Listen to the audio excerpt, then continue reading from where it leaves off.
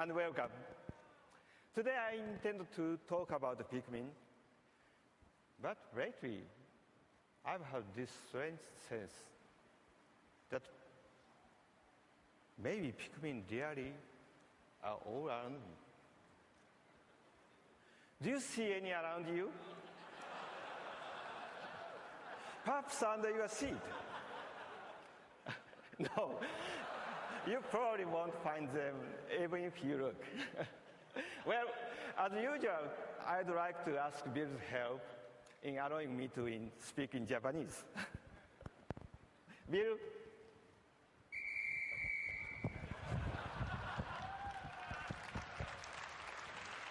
Obey the captain. よろしくお願いします。It has already been 6 years since we launched Wii, hasn't it? The following year, we started thinking about what we should do with our next hardware system, and we quickly arrived to one conclusion. In order for it to be a complete entertainment device, central to the living room, it could not be dependent upon the television. Because for more than 30 years, game machines have had to be connected to the TV. They could never take on a more important role than the television itself. When someone else is watching TV, you can't access the game system. And you can't see the game screen without waiting for the TV to power on. We decided that our next system was going to have its own dedicated screen, even if it had to be small. And that we wanted to make that the first screen people go to when they enter the living room. And that was the start of Wii U. This is Wii U. With the Wii U gamepad, we have the first dedicated personal screen in the long history of video games. This independent screen changes the importance of gaming machines, which have always relied on the TV screen. With this controller in your hands, you can, of course, quickly turn on a game. And it builds on our long experience of designing games that connect a portable gaming machine with a home console.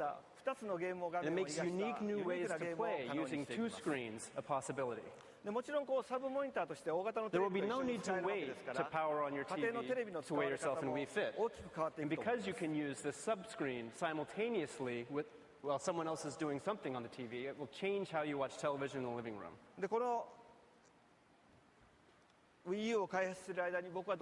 Now, as we were developing this new system, Wii U, I thought I definitely want to create the next Pikmin on this new hardware. So allow me to introduce the next Pikmin to you.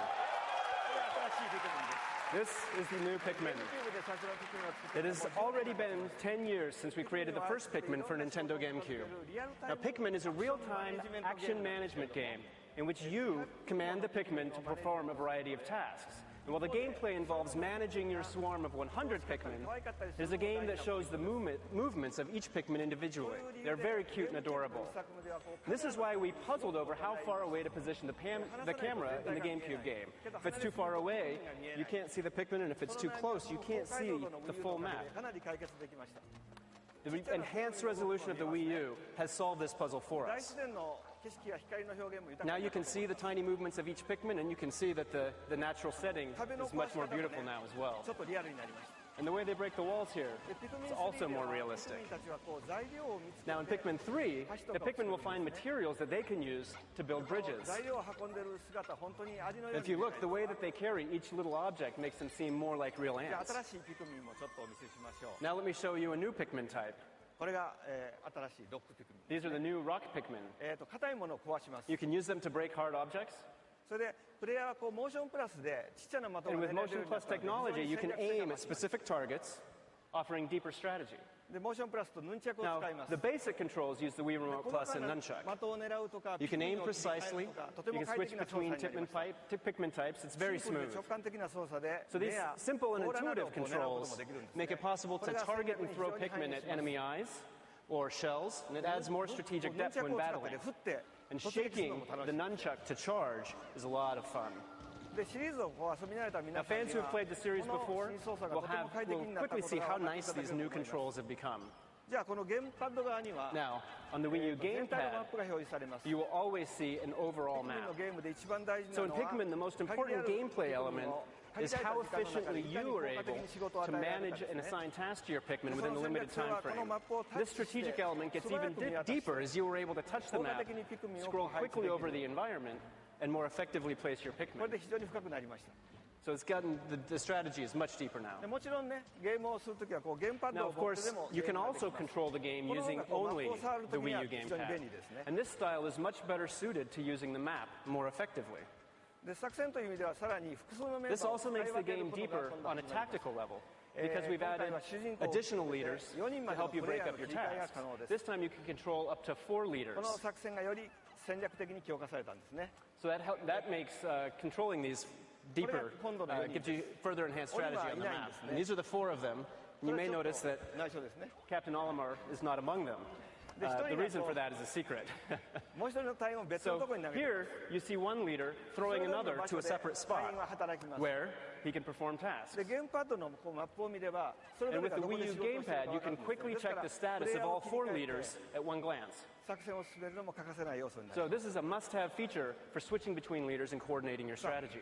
今回のショーではね、いくつかのモードの So 中か here ら at the show, you'll be able to try チャレンジモードっていう one Guys, give me like 1 minute. the challenge mode. これはね決まった時間の中でどれ Now, ぐらいフルー this ツを集め mode られるかっていうゲーム challenges you to collect as much fruit as you can within the time 戦 limit. 略性が一番反映するモードです。 And this is the mode that has some で of the 遊び deepest 終わる strategic と options. 画面でゲームのこう経歴を振り When 返 you're る。 done, I'm waiting, old man. to record a record of your playthrough on the TV screen and use that as a reference for a second じ time っくり through. 遊び込んでこそ分かるゲームの楽しさは多分多くの Now, 方に理解 we're していただけ developing ると思うん Pikmin です 3 with the けども belief that そう we 信じ can て開 help 発してい people ます once again understand the kind of fun, deeper games 最 can 近お客さ offer. んがねなんか And in this ライ era, トゲームが主 when 流だってこう言われるん consumers で are すけ said ど to be も moving じっ toward くり遊ぶ lighter ゲームの games, 面白さを I think this is an important チャレン challenge ジ for all 我 of 々がす us. ることは本当にチャレンジだと思ってやってます。ちょっと So- 国民の Wii U がね分かっていただけたで Do you しょうか。 understand Pikmin 3 for Wii U a little bit better? 高解像のグラフィックの細かい青 It's an all-new Pikmin game with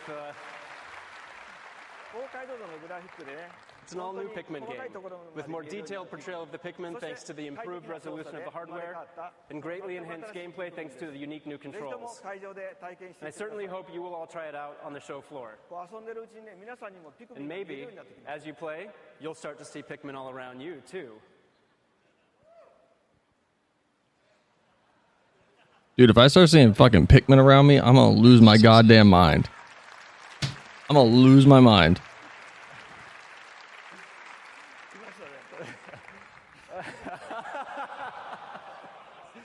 どうも Thank you very much Smash or pass red Pikmin. How many Pikmin?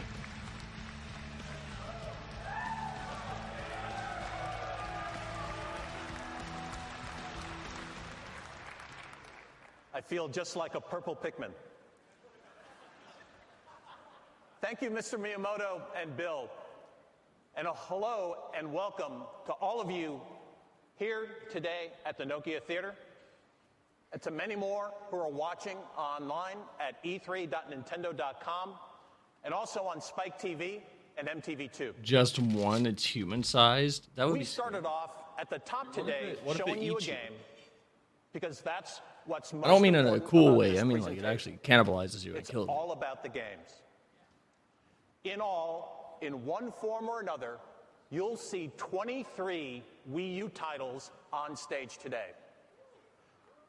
And that's a lot to squeeze into for just an hour. And even then, that's only a small Is it a pass? I mean, I don't want to range of die. Wii U and Nintendo 3DS titles playable here in LA this week. And that doesn't leave much time to talk about Should I just Wii U have... Oh, itself, what? the What? new hardware What? console, What? and how the integrated What? second OBS, screen what are you on the new doing? controller manufactures new experiences.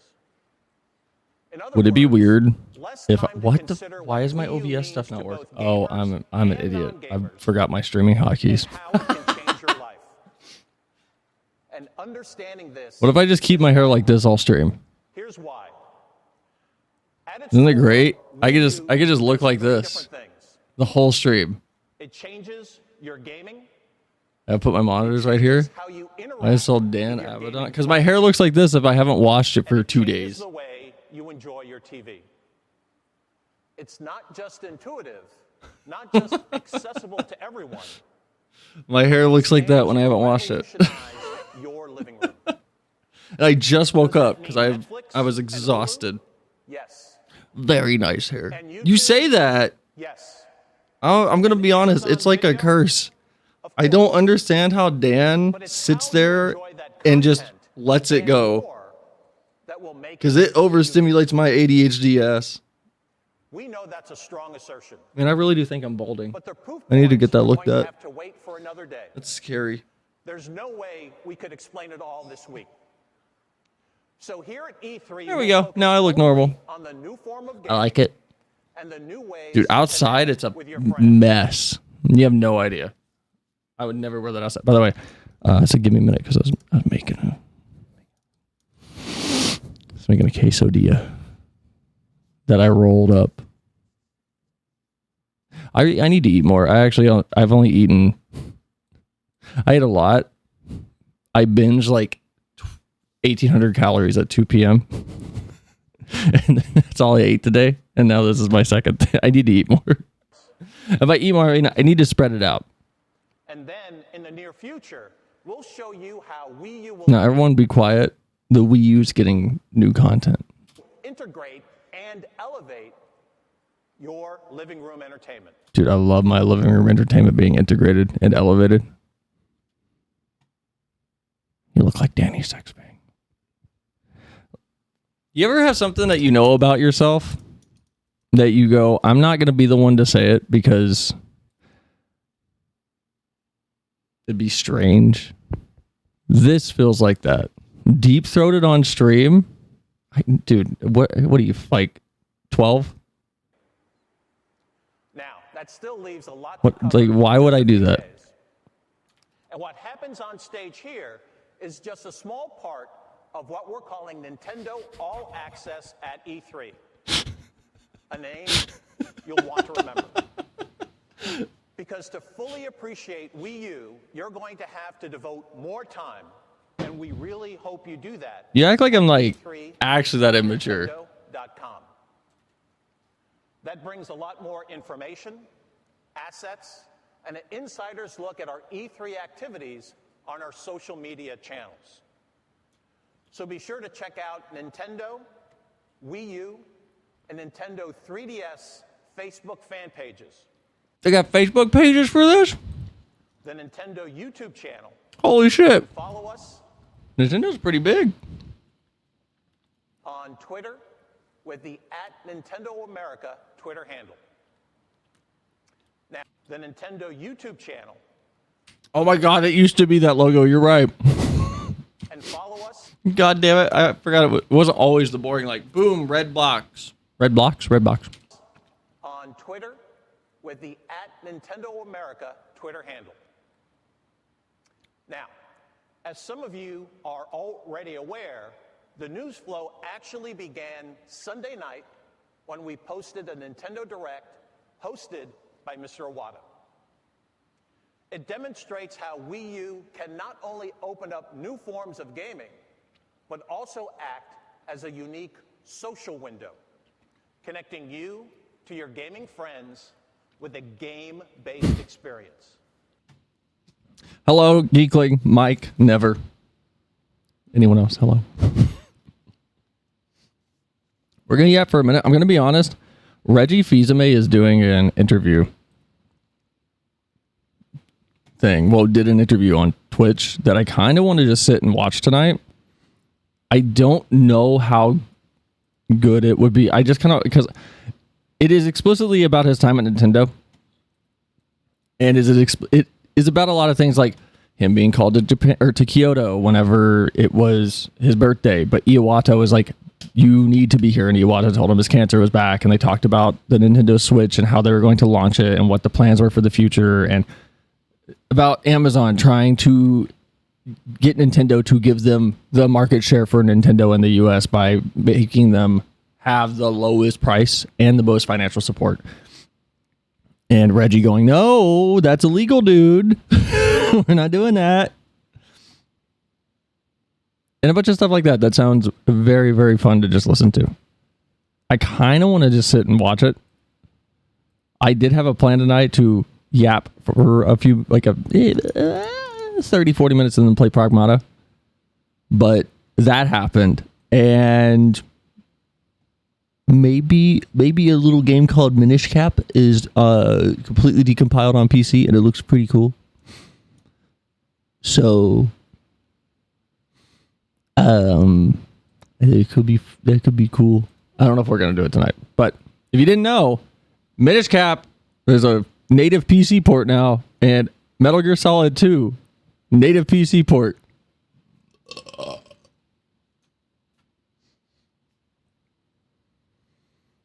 That was gross. I apologize.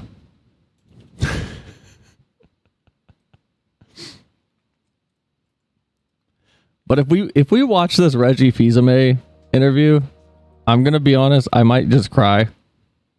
Hey, look, it's me.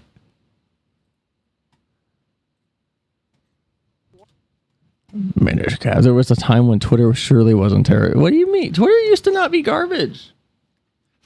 Believe it or not, Reddit used to not be garbage. I don't know if anyone's seen on TikTok. Reddit is desperate to get users back, and it is hilarious. I keep getting every day or so, I get a little ad, when you're scrolling, like you do on the TikTok.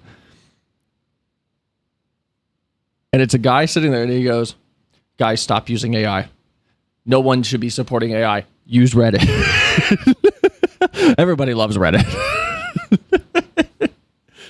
That's the whole ad, and it kills me every time I see it because all I can think is like, damn, you guys are like, oh, you're really not doing good with your numbers. Wow. Granted, I still use Reddit. I don't post there. I go, hey, I need someone who's a normal person who's okay to write a comment that goes, 8 paragraphs of, yes, I use this thing and it's hot garbage. You should try this alternative. And I go, oh, cool. Didn't know about that alternative. Awesome. I'm not going to use the hot garbage I was considering.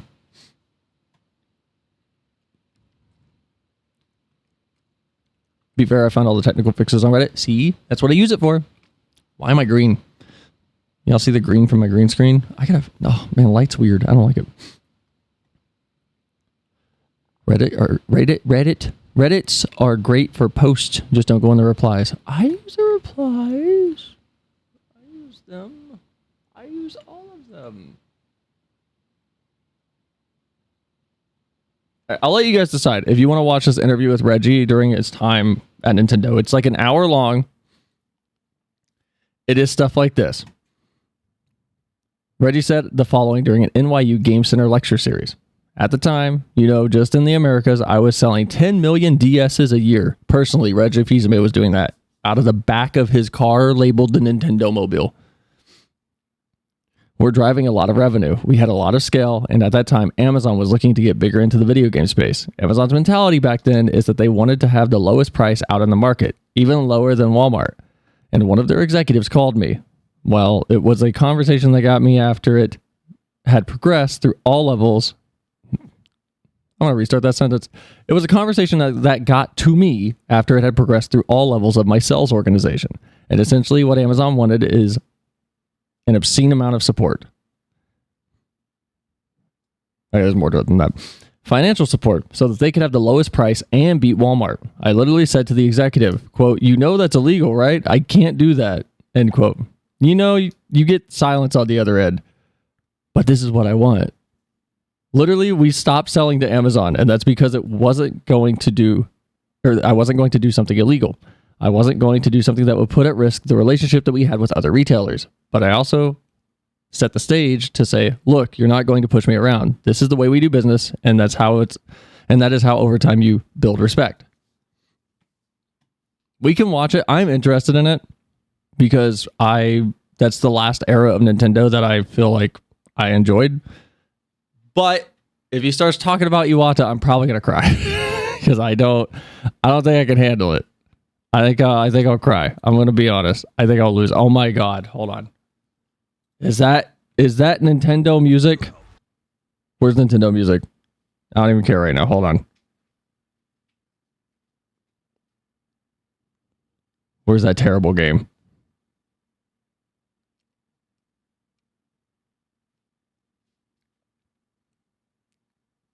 Where is it? God, G4 had too many people. I just want Nintendo.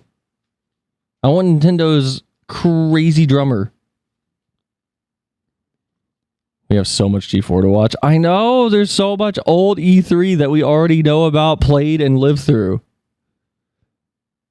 What was that? What game is that? Is that RE5?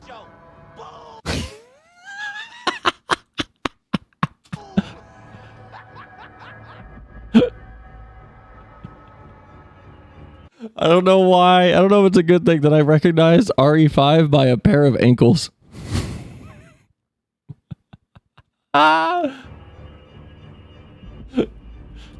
Is it crazy that I recognized Resident Evil from this? I feel like there's nothing there but the lighting and the color grading. What does that say about Resident Evil 5? It's a cutscene, probably not. I thought it was Metal Gear. I forgot that girl was in RE5. She's the girl that's working with Evil Wesker. So just Wesker. Spoilers, that's Jill Valentine. Spoilers. I know it's like a big secret, but that's Jill Valentine. She's back. And that's not Sheva.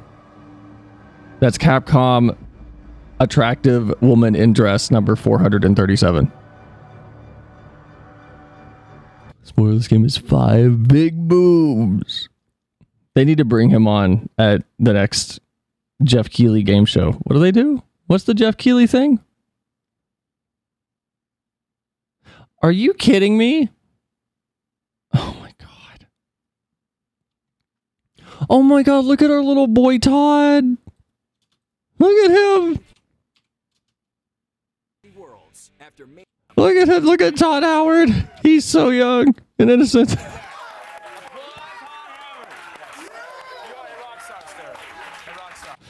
Entire segment of this bitch ass horrible game Fallout 3 would never catch. You looking for Nintendo Music? Play some of it? No. The Nintendo Music or the Wii Music thing where the drummer is just like.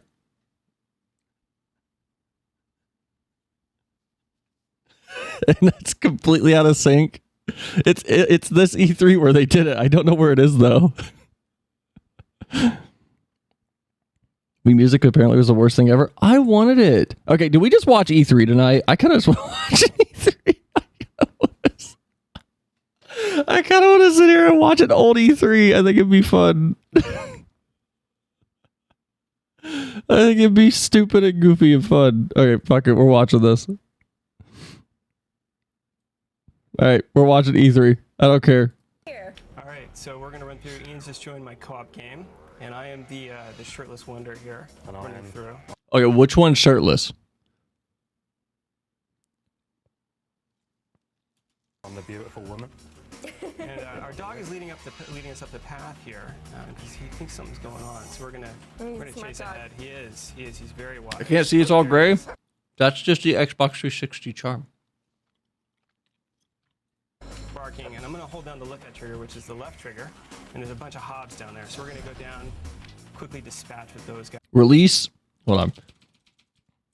Release. E. So hold B to build up a surround spell, and then release B to cast. Those guys, they're I'm gonna switch to the fireball, then I'll stay back here and I'll This is kind of surreal. I'm gonna be honest. This is kind of crazy. put some havoc. yeah, and they tend to get scared, run away. As you can see, once they're lit on fire, which is actually pretty funny. It's actually one of the more humorous moments of the game. That's a nice trick you got there, the fireball. Exactly. They get quite scared, so they're easy to pick off. I never played Fable 2. Yeah, so I got all those guys, and This is Fable, right? because I'm inexperienced. And we'll run up the hill here. This is a sunken town. No, wait, Fable. Is this Fable? And so there's a lot of undead and creepy crawly creatures here. What is this game? There's one. These guys are called Hollow Men. Fable 2 was awesome. They're basically This is not Fable. that can reanimate corpses forces. So these particular ones are actually villagers, but they could be soldiers, they could be magic users. Right. You never really know what you're going to get. Yeah. No, we've leveled our characters quite a bit here, so we're no match for these guys. Which is kind of cool. It's my favorite part of an RPG, when you just kind of over level and you can burn through guys, but you know, we'll see how long that lasts. Yeah, but players of the original game might recognise certain parts of this region. Obviously, this game's set 500 years after the first one. What's the game? This is a video game you would see when you were playing a character in a movie. Wait, why can't I read tonight? This is a video game you would see a character playing in a movie. What? Hold on. I need to know what game this is. We're at 4 minutes in. Hold on. It's Slime. You guys are going to be among the first to see Ghostbusters, the video Oh, Kevin Pereira. game which features all of the film's original. Tell me about Gears of War 2. Hit the ground running and, you know, get right to it on the very. Adam Sessler has always looked like he's 63. But he's one of those 63-year-old like dudes that goes, "Yeah, I'm 63 today." And you go, "You look 47." Very first day of our E308 coverage. This is a game that everyone can't wait to see. Fable 2, and Morgan has. Wait, it is Fable 2? It had guns? So I got bad news. I literally forgot the timestamp I just said. Yeah, Fable's such a down the path here. Oh, if I would have just waited, he says Fable like 2 seconds later. And it's really the aesthetic that I think the artists have captured is really quite powerful. I mean, it's really eerie. Why are you being mean It's such a tonight? stylized game. They've really done an amazing job bringing this unbelievable universe. You're to just life. mad So much because I have a bottle of water and this delicious like. Yeah, I'm gonna switch my spell to I think the Sword of Damocles spell, which are these flying swords, which are very useful against these guys. There we go. Ooh, that's a nice one. Yeah, exactly. And customizing your magic is Customizing? you can do this time. So even if You got magic customization in Fable 2? will users, they're very likely to have different spells powered up to different levels, triggered in different You gotta have this bottle of water. Water? No, it's water and pure aqua, orange tangerine, natural flavored with other natural flavors with water enhancer. strategies in co-op. It's actually really fun to be playing co-op. We've been playing a lot of single player. All right, new yearly stream idea that would take years to get through. Every year during the month that E3 would happen, we spin a wheel of all the E3s that ever happened.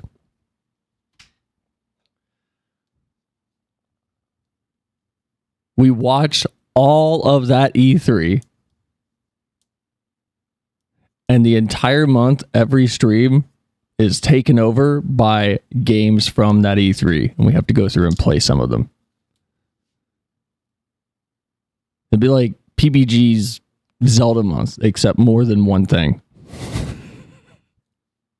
Starting to play a lot of co-op just for fun in the office. We could do a month of Nintendo music, and I could just sit here and swing Handles Wiimotes. it well. You know, you can earn more experience if you do things together. Oh, there's the soldier. He's got spells. So I don't really, I mean, people tend to think co-op when they think RPG. There's a soldier. He has spells. That's quite important, and we think Obliterates with shotgun. The selling point of the game is that it's co-op over live. There's the orbs functionality in a way it's a unique way to. You mean watch an E3 and play whatever they present? Yeah, it'd be fun. It's like a little retro rewind thing. Like a... Call it like Re3. Get it? It's like an E3 replay. Wouldn't it be cool? Also, I got this candy. I don't know if this is good. I will let you guys know.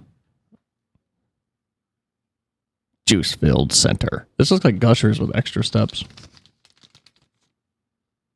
Oh, it's got little hearts in it. Look. Wow, that kind of is like chroma keyed perfectly. You can't see a goddamn thing on that. Luigi's Mansion 2. Maybe.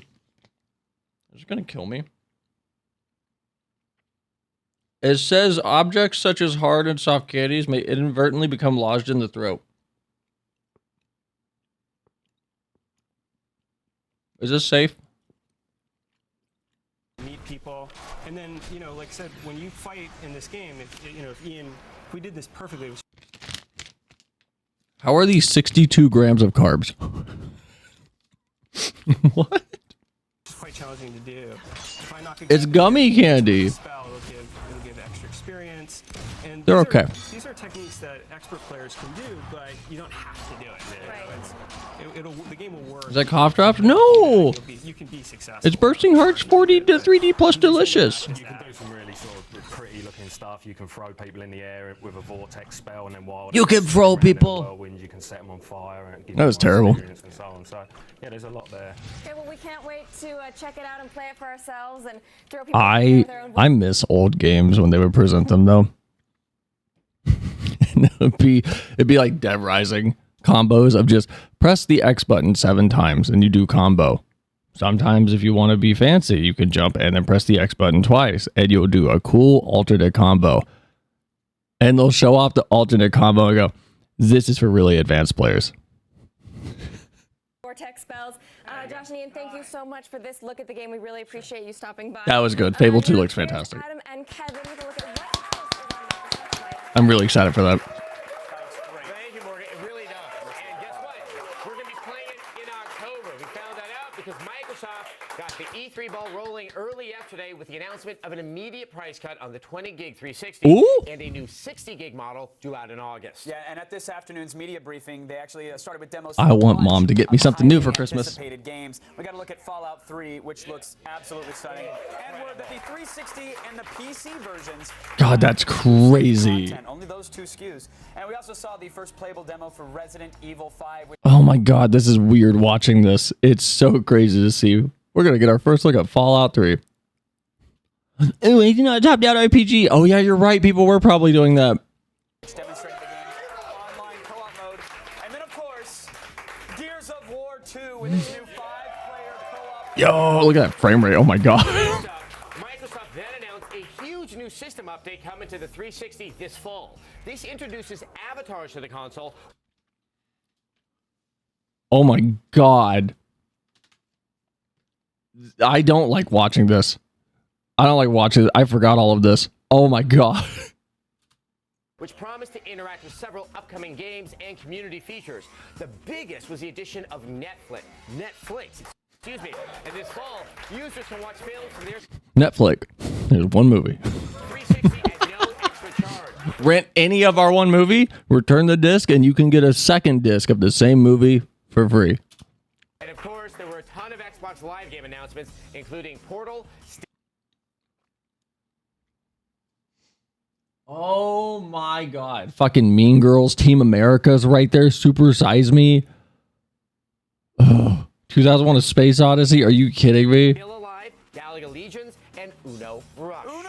Uno. Are we at 2? Are we at 2? Look, there's the Sonic game. I don't know what that is. There's Burnout Paradise. The music games then took the stage, though, and that's Oh my God. This is so cool. Oh my God, Rock Band. Downloadable content for Guitar Hero 3 and Guitar Hero World Tour at the same time that the album is released in stores, Which is showing how powerful that game is. Rock Band 2 might be the best of all of those rhythm games. Absolutely. And Wasn't even born at this time, dude. Stop! You're making me like have a crisis.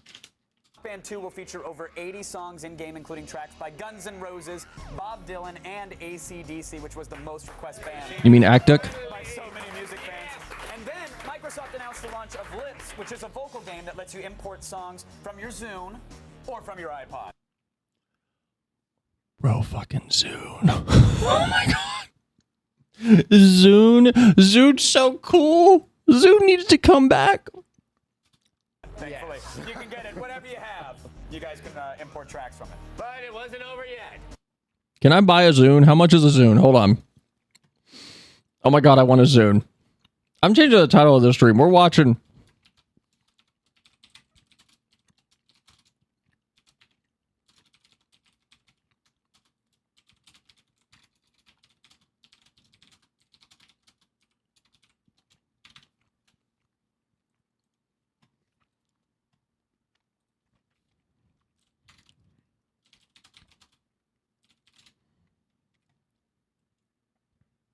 No, I don't want to. I don't want the. Oh my.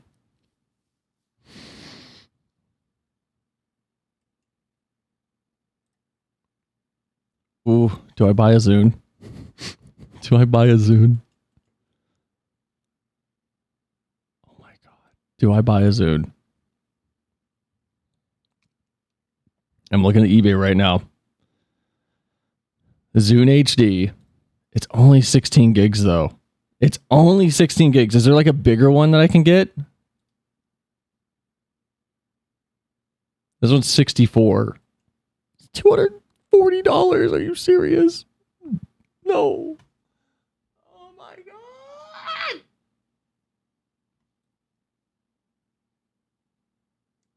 god. Dude, Zune was so ahead of its time. I'm sorry. Zune was... look, I like iPods. I think the Zune might be unequivocally better hardware. Oh my god, fucking MXC.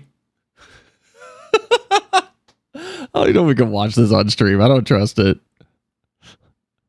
I feel like this is so not cool anymore. Let me look at let me find a Zune HD 2018. Oh my god, hold on. The screen on this thing was the software, everything about it was so nice, it was so tiny. Hey guys, today we'll be taking a look back at Look at this little music player. Microsoft's swan song media player, the Zune HD. So come along for the ride. It's so crazy the Zune failed because Microsoft was the first company to have a little subscription like Apple Music or something where you just paid X amount a month and you just got to listen to whatever you want and you got to keep like 3 songs a month or something. Released in 2009, the Zune HD was Microsoft's final attempt to dethrone the iPod. As the saying goes, leaves are most beautiful when they're about to die. This thing was too expensive, though. I'm going to be honest. It was too expensive. And that holds true here. The sleek industrial design... Look at it! Look at how cool... Excuse me. Look at how cool this looks! This is an E3. Give me a second. Makes the Zune HD a sight to behold.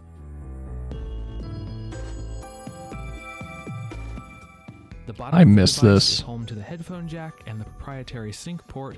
And on the left side, you'll find the media control key, as well as the message, "Hello from Seattle." I miss the Zune. Finally, up on top is where the power button resides. The home screen is divided into 2 panels. One provides access to all of your content, and the other shows you your now playing, as well as your favorites, new content, or recently played content. This UI is still good. I'm sorry. This UI is still Zune HD awesome. is a music player first and foremost, and it does that job very well. This UI. This UI does look like the Windows Phone. Yeah, this is before the Windows Phone, I The think. interface is text-based, as you can see here, and you slide through the categories left or right. You can use the jump lists to get right to what you need in no time at all. I'm sorry. The UI on this thing was so nice feeling. The now playing screen shows your album art, as well as a picture of the artist in the background. And if you leave it alone for long enough, it'll start a screensaver with text relating to your music sliding over the background image. The problem is, these days, some artists unfortunately don't have background images, and it really doesn't look as nice without them. If you're a fan of terrestrial radio, you'll be glad to know the HD FM tuner on the Zune HD is among the best I've ever used. Bro, it having a just straight up radio tuner is awesome. Now onto web browsing. This really doesn't work anymore. Not only do most web pages refuse to even load, but the ones that do have major graphical errors. And while the camera doesn't really pick it up, the screen mysteriously flickers as you browse. In person, this is very noticeable and annoying. Oh no, it looks great. What do you mean? Trying to load Bing here actually crashed the entire device and had to completely restart it. No, it's perfect. What do you mean? It looks great.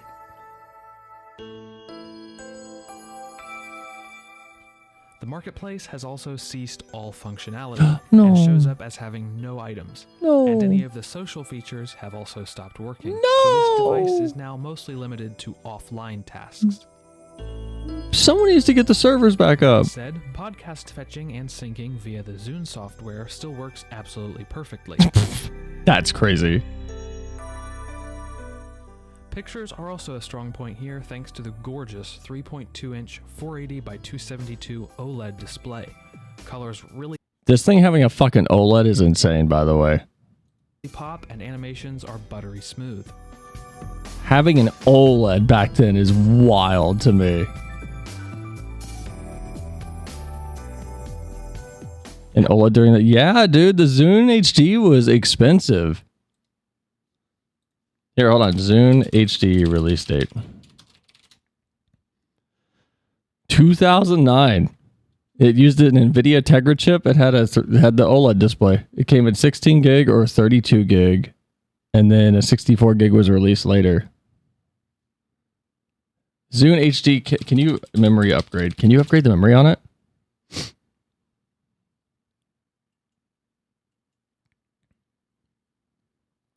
Oh, it uses NAND flash that's like soldered to the board. Are you kidding me? No. Oh, wait, hold on. Oh, it's just a little ribbon cable. It's like $100 for a 128 gig SSD for this thing. Man, that is you just want it for having it. Purchase decision. Having such a nice display also makes movies, both animated and live action, a joy to watch, as long as you don't mind the smaller screen size. Fucking Sword Art Online on a Zune HD is the most 2010s thing.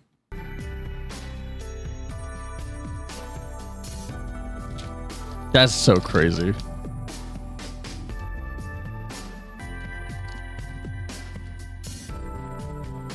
Even back in its day.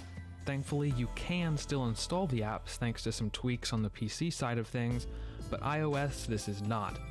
The only real AAA title available is Project Gotham Racing Ferrari Edition. The Zune What else do you HD is need? powered by an NVIDIA Tegra APX 2600, and for those of you who don't know, this is the predecessor to the processor found in the Nintendo Switch. Better than the iPod. I'm just saying. And this game really takes advantage of its GPU muscle. The graphics are smooth and drop frames are nowhere to be seen. Man, what a fun little device. I never had one. My friend had one, and I wanted one so bad. I had an iPod Touch, but... So, should you buy one today, 9 years later? Yes. This is the last generation of devices that were built expressly for the purpose of media playback. And if you need a capable offline media player, you'll be hard-pressed to find anything quite as elegant as the Zune HD. Man, what a cool little MP3 player. Can you find one on eBay?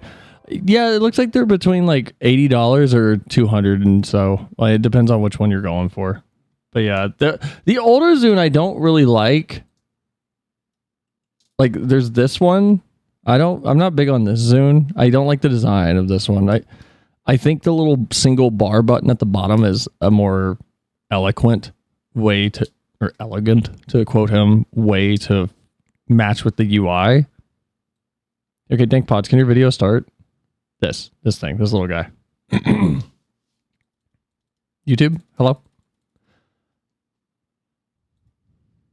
It's not because it sounds bad, because it doesn't. It sounds good. Even the UI has aged amazingly. I mean, let's fire this puppy up. Oh, yeah. Look at that. Don't like this one. Glare. Don't like that one. Back to E3, we're going back. I'm not a fan of this one. This one just doesn't look good. Popular color. But the black looked pretty good, but the white looked really nice. This one's cool. That is straight up in the background of some concept art that's straight out of a Fruitiger Arrow like adjacent aesthetic. Nice, really nice looking thing. I hate this thing because it's the laziest, most arrogant bum swipe of a product to be released by a gigantic and above all, massively wealthy company. There's also this Zune that I didn't even know existed. I'm gonna be honest. Peripheries for these Zunes. I don't like this one either. This one's annoying. Super nice, by the way. Like, you know, welcome to the social. I can't look at it. Product guide. But I don't. Zune HD is the only one that I like. The rest of them I think are kind of just not the best, and I feel like they're overly complex for what the device could be. I feel like the singular bar is probably the most I think it's the obvious one that you would get. Nope, that's not what I wanted. Songs in game, including tracks by Guns N' Roses, Bob Dylan, Remember Guns N' Roses? which was the most request band. I want to make my Ekdek joke again. And then Microsoft announced the launch of Lips, which is a vocal game that lets you import songs from your Zune or from your iPod. Thankfully, you can get it whatever you have. You guys can import tracks from it. But it wasn't over yet. Ooh, Finally, I also got these. capped off the event with It says allergy warning, contains milk. along with word that I still It's a product of Korea. Final Fantasy 13 will be coming to the 360 day and date with the PS3 version. That's right. Final Fantasy 13 is no longer exclusive to the PS3. Square Enix didn't really show any new. This has fermented milk in it. We'll see if more comes out over the rest of E3. Yeah, all in all, we had a ton of rumors confirmed, and we had a shocker there at the finale. I don't think anybody was expecting to see that franchise on the 360. I think some kudos needs to go out to Microsoft. That didn't leak. Yeah, something that absolutely. big and really a didn't secret get was actually out. kept for once. It's at absolutely E3. amazing. Something that they didn't even mention in their own press conference, which I thought was interesting. Major Nelson posted on his blog that there's a feature now for the Xbox and the system update that's going to come that will allow you to rip your games potentially to the hard drive. What? So you can play them without needing to load from a disc. So games could load a lot faster. Exactly. Now you would still need the disc. Obviously, it's probably for anti-piracy. Right. It's unclear if the entire game always loads to the hard drive. Hopefully, we'll hear more. But that's a big change from Microsoft. Right. Now, I remember whenever you first started being able to do that, and every snobby Xbox child. Why am I like so pasty? Why am I so white? I feel like I just got whiter.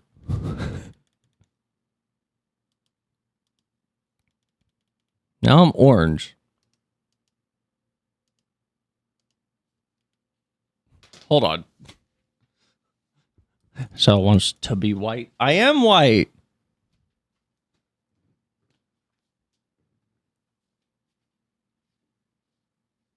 How do I get out of my thing? Oh my god.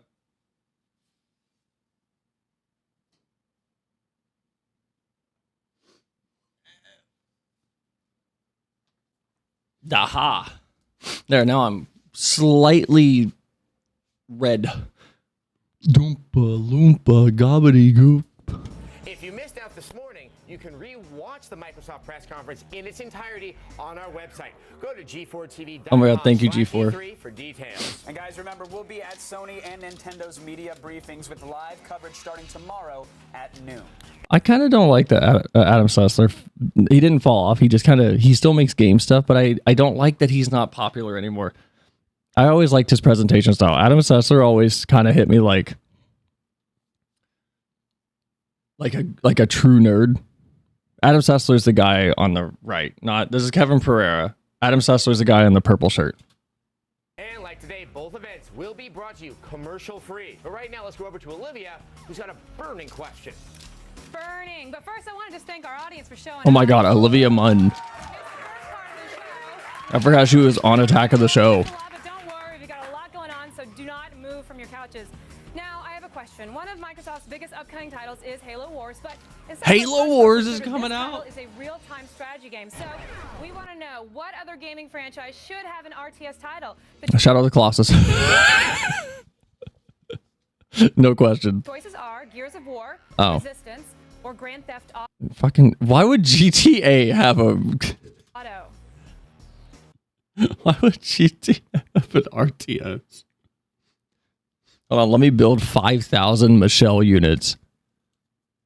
She's really good at the stealth part of the RTS. If you know what I'm talking about, you're a GTA fan. If you don't know what I'm talking about, it's bad. 100 Michael units? No, Michelle. She was the undercover FIB agent that dated Nico in GTA 4. And Nico's dumbass was like, "Oh, you have so much new furniture." She's like, "Oh, I just moved in." Don't mind me. I don't like. She's like, "But it's all new. It has tags on." She's like, I don't like using old stuff when I move. I like to kind of refresh myself. So I buy everything new, and I just got here. And he's like, "Okay, you're pretty enough. I can ignore that."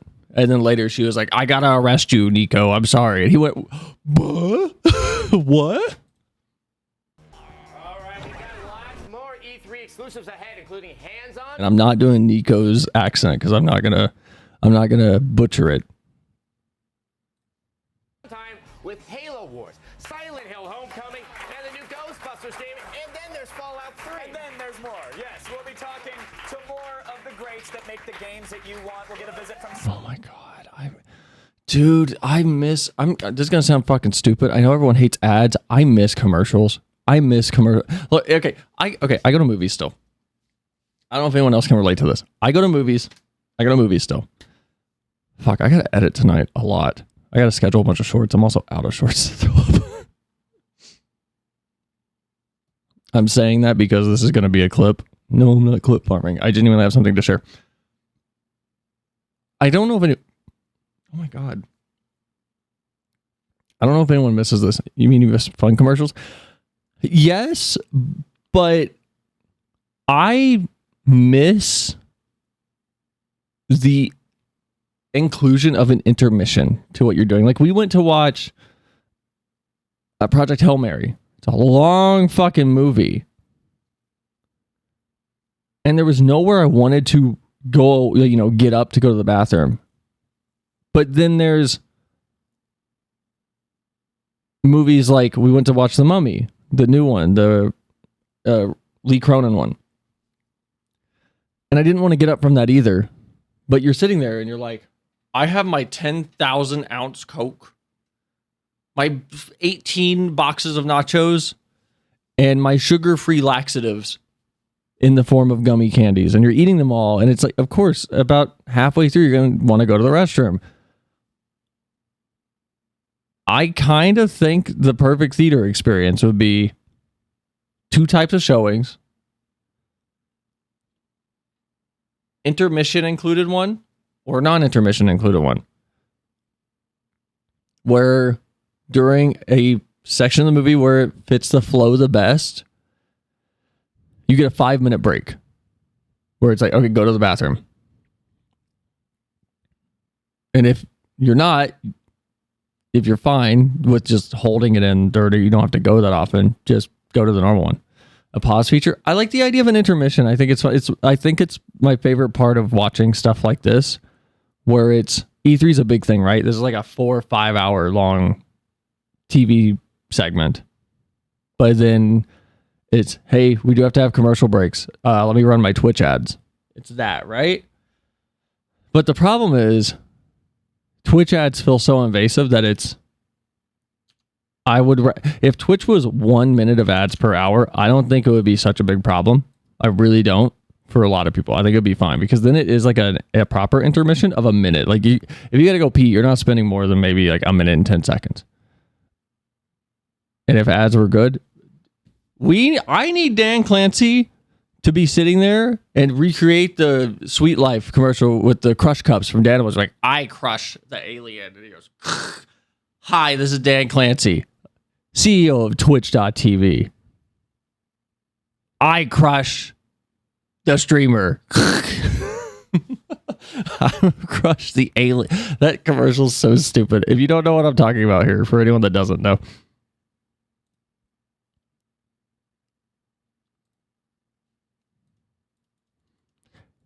$20, we're gonna get the first one being the loop of I Crush the Alien shitpost commercial.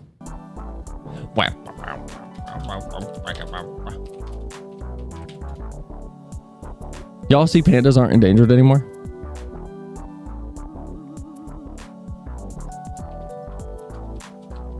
Y'all see that? Pandas are now not endangered.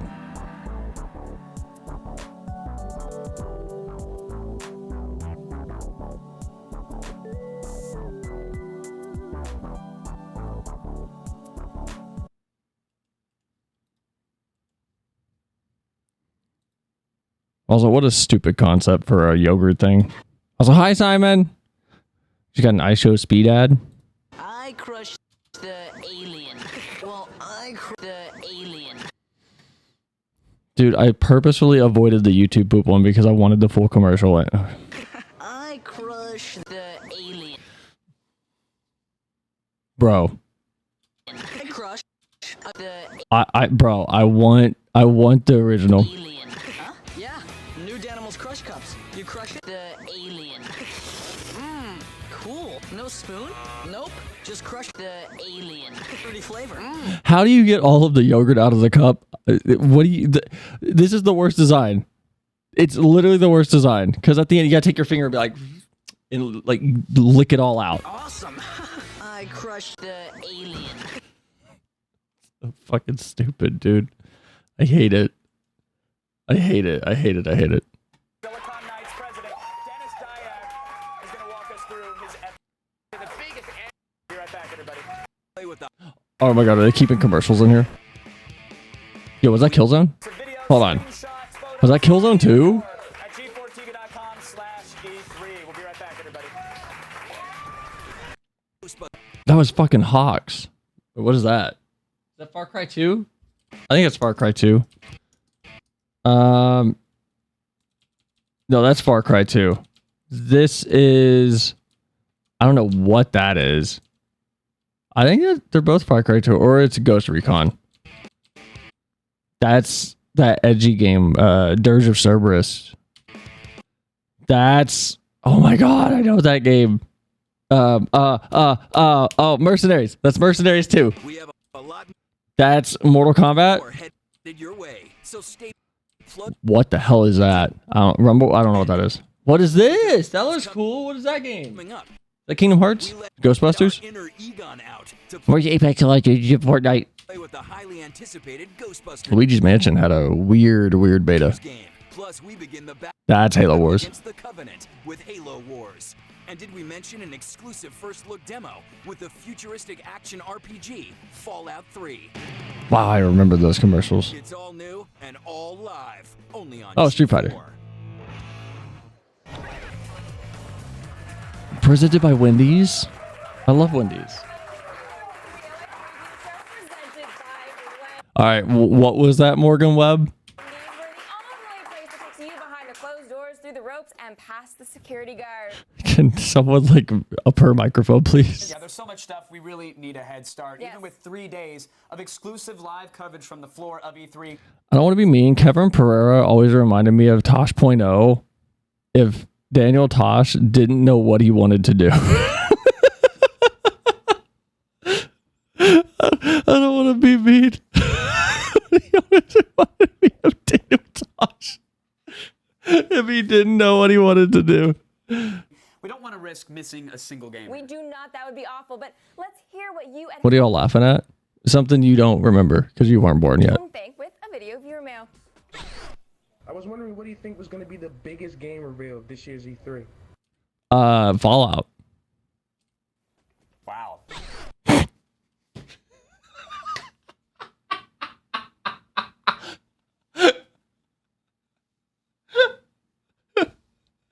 Holy shit. Riveting question from, what was his name? Let's hear what you at home think with a video viewer mail. I was wondering, what do you think was going to be the biggest game reveal of this year's E3? Wow. Riveting question from Anthony. I'm sorry. Why do they look so nonplussed? That's a loaded question and a half. I mean, we've only really scratched the surface of a few of the games. God, I hate fake TV show bullshit that tried to sound genuine. That's the one thing YouTube haha skits have over TV presenters. I don't know why I said that weird. We're moving on from that. But man, it could never sound genuine on TV. So far. Final Fantasy 13 was a big reveal, being available for the Xbox 360. That was huge. You could hear it, like the gasps in the audience were palpable. Yeah, and it's tough because I mean, there's so many established games, from anything from Spore to A Little Big Planet to Gears of War. Oh my god, Little Big Planet 2. Bro, take me back to 2008. Or 2, we've seen these games. It's the games that we haven't C3 needs some aliens. that make it impossible to answer a question like that so early on in the game. But I don't know. I'm a Gears fan. I played LBP3. Oh my god, I saw a post. Shit, I forgot to save it and talk about it. LBP has its servers coming back up through fan servers. Like proper.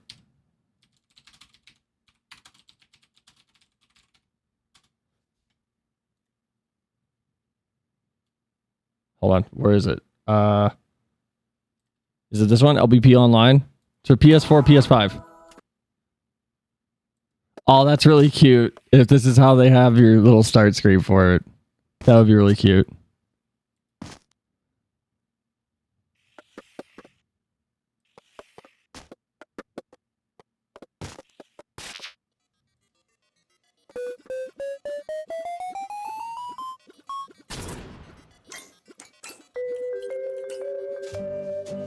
God, I miss a Little Big Planet. Oh, it's so much fun.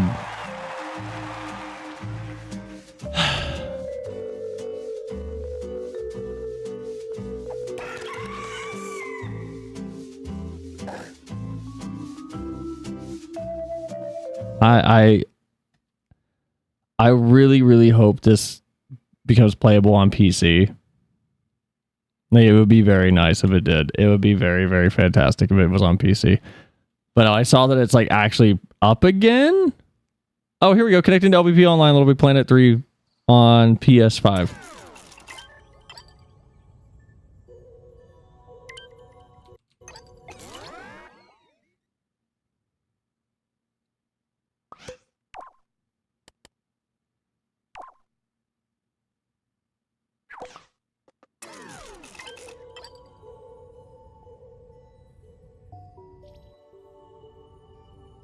I'm going to be honest, this is enough to make me want to buy a PS5.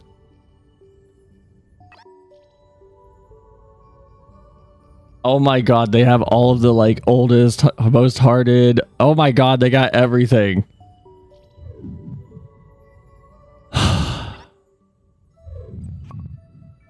Oh my god.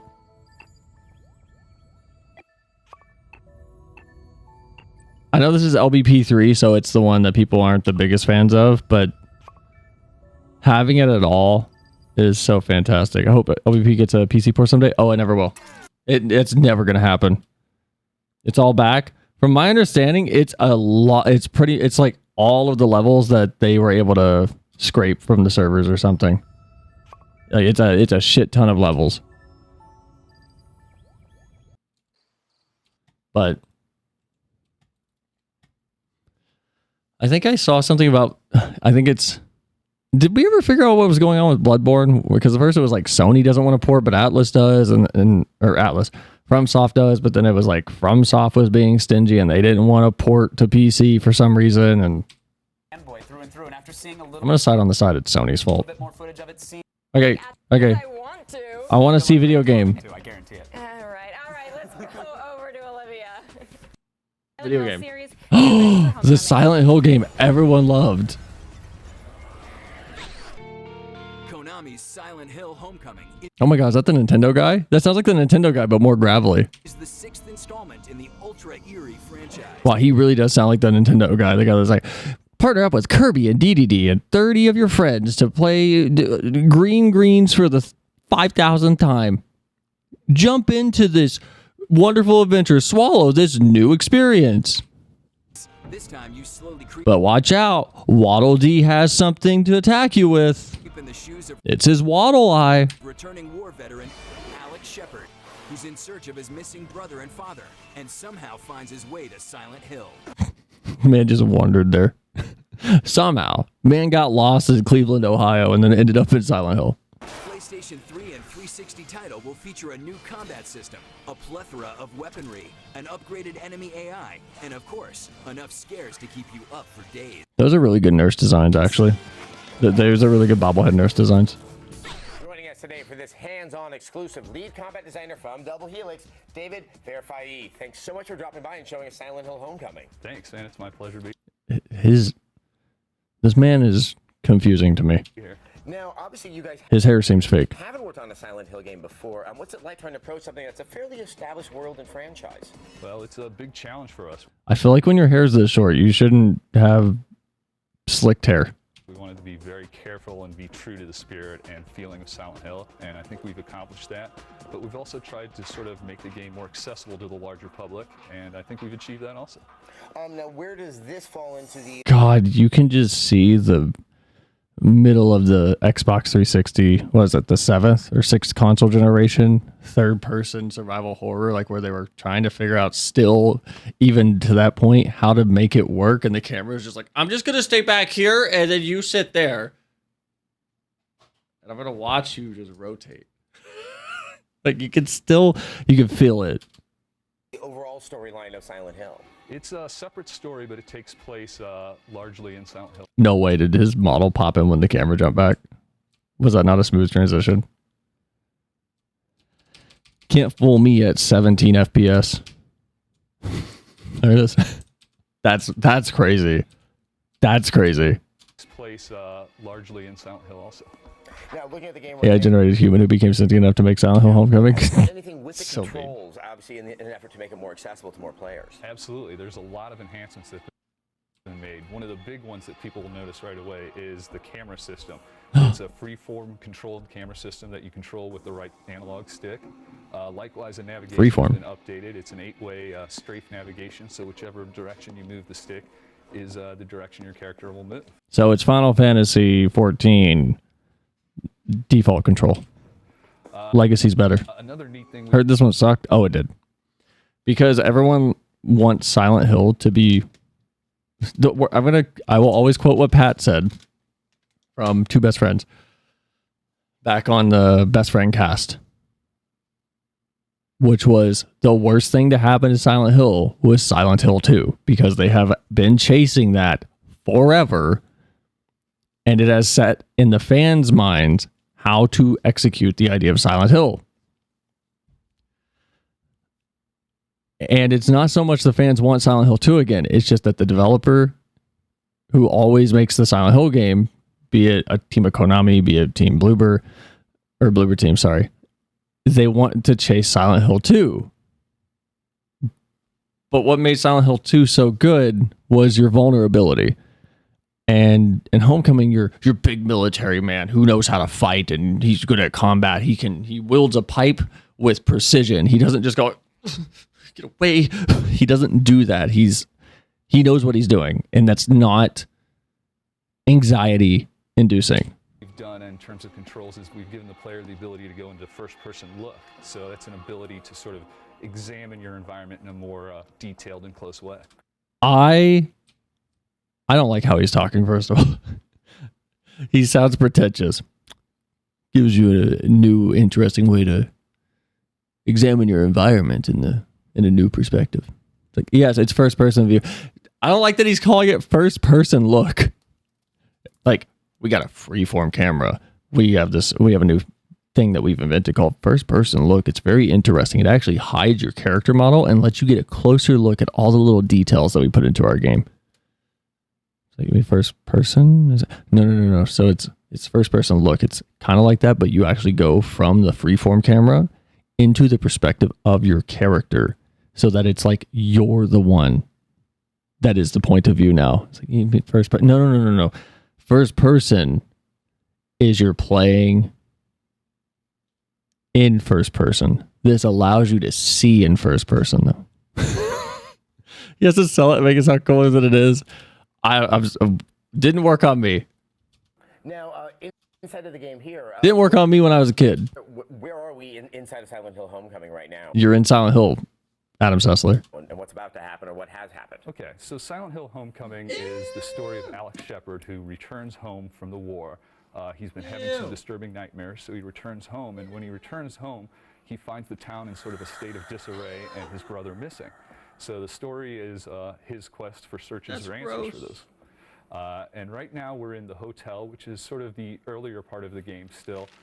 We've traveled throughout 4 floors of the hotel and have gotten sort of to the end of this level. There's like a crushed bug under my wheel of my chair. Ew. I'll clean that later. Our objective is to search out the greenhouse and find... This is me. I'll be making shit up. Yeah, this game's revolutionary. New camera options. Immersion. Kojima fucking hack compared to our game developers. Things inside of Silent Hill, there's usually something very creepy and unpleasant that's waiting for you. Are we going to see the revisiting of some of those, like Pyramid Head and stuff from the older Silent You mean Red Pyramid thing? He has a name. Hill games? There are definitely some characters that make return visits. I think fans of the series are going to be quite happy. Okay, can we work on the mixing? Who did this? Right now what's going on is one of our real-time transitions to a hell state. What's really cool about this one is it happens all in real time. You can move The RTTTH system. around. Real-time transition to hellscape system. During it dynamically happens in front of your eyes. So. Now, what is this hell state? Is it a state that the character's in, or has the environment actually changed? Talking about people who made the thing you love is making new thing to love. The environments completely change, and a lot of environments you'll visit first sort of in a normal state, and then it'll transform in before your eyes, and it'll be a whole different environment. That's so you get to cool. experience things in sort of a before and after state. Now, right here, we actually have an individual. Is he in the hell state? Is he real? How can you sit here and enjoy pizza? It's a little bit dubious. Yeah, well, so we don't want to talk too much about that, but this is the character called the Mayor, which you meet earlier in the game. Here you meet him, and this is an example of a dialogue tree in which Oh my god, dialogue trees. I remember these. you sort of have different options to steer the dialogue in different directions. Some of the dialogue trees, the options just allow you to get more information for the real hardcore players that want to find out more about the history and lore of Silent Hill. They can branch into those dialogues.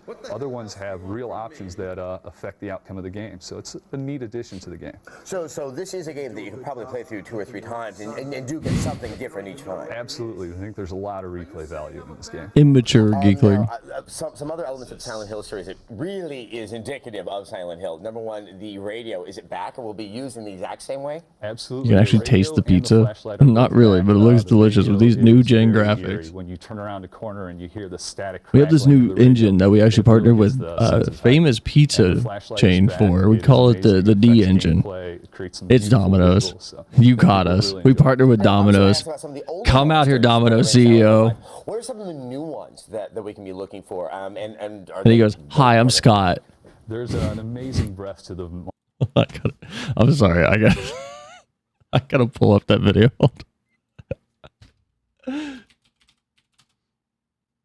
I gotta pull up the Domino's Miku thing where he's like, "Hi, I'm Scott, CEO and president of Domino's Pizza. Do you know Hatsune Miku?" This is my favorite fucking commercial. I'm just gonna let it play. I'm not gonna even give commentary. I'm gonna let you guys sit in this. Hello everyone, I'm Scott, president of Domino's Pizza. Have you heard of Hatsune Miku? Today, I'd like to announce a new collaborative project featuring Hatsune Miku. Domino's app featuring Hatsune Miku. Hatsune Miku exists in a software called Vocaloid. Vocaloid enables you to produce songs. The great feature is you can create songs as you like. I knew our talented Domino's Pizza crew could work together and create great Vocaloid songs. Bokoropi, Eshi, Chokyoshi, Furitsukeshi. Everyone. Amazing Vocaloid songs have been created with the fantastic imagination of the crews from all over Japan. The challenge was successfully carried out, and this new collaborative app was produced.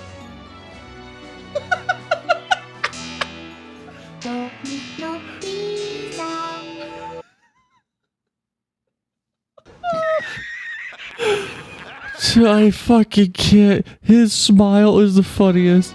Huh? Dude doesn't know what anime is.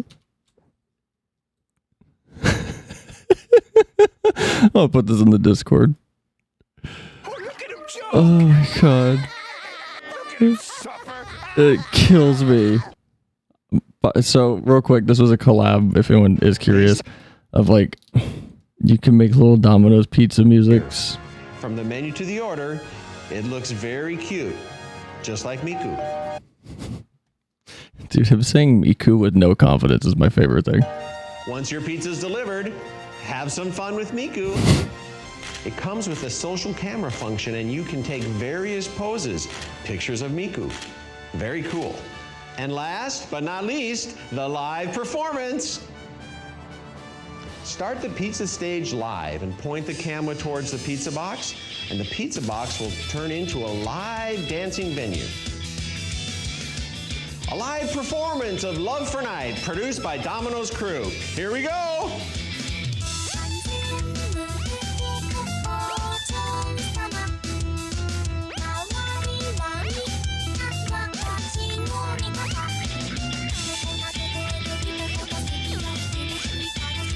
Let's enjoy the rest of the performance with the app.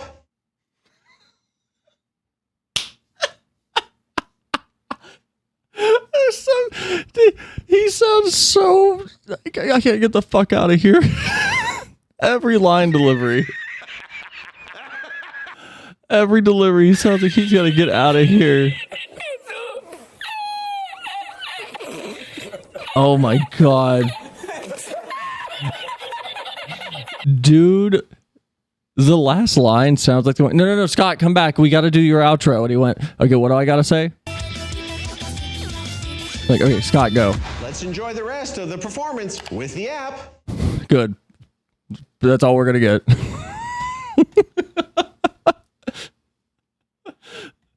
Oh my god, it's so funny. I can't. He sounds like he doesn't give a shit. It comes with a social camera function, and you can take various poses. Pictures of Miku. What do you mean various? Okay, I'm almost certain the line is you can take various poses. Pictures of... hold on. What did he say? Hold on. Have some fun with Miku. It comes with a social camera function, and you can take various poses. Pictures of Miku. Oh my god, I think he fucked up his line and they edited it. Hold on, you can hear the audio slightly blip. Social camera function, and you can take various poses. Pictures of Miku. No, hold on, before that. Where is it? It comes with a social camera function, and you can take various poses. Pictures of Miku. I swear to god, there's a... Have some fun with Miku. It comes with a social camera function, and you can take various poses. Pictures of Miku. I think he fucked up his line. I think the line was something like you can take pictures with what did he say? Various poses? Social camera function, and you can take various poses. I feel like the line was you can take pictures with various poses of with Miku? Pictures of Miku. Pictures of Miku? Why did he say it like that? Wait, was it directly translated from Japanese? So, like, the subject is at a different part of it? Have some fun with Miku. Oh my god, I wonder if it's straight translated from Japanese. It comes with a social camera function, and you can take various poses. Pictures of Miku. I wonder if they translated it from Japanese so the subject is at a different part of the sentence. Very cool. Oh my god. And last but not least, the live performance. I fucking can't, dude. Okay, we're done. We're done with that. Oh my god, that video, this ad kills me. Do you know Hatsune Miku? Dude's never heard Love for Night. Never heard a vocal. It's like Hatsune Miku exists in a software called Vocaloid. Hello everyone, I'm Scott, president of Domino's Pizza. Have you heard of Hatsune Miku?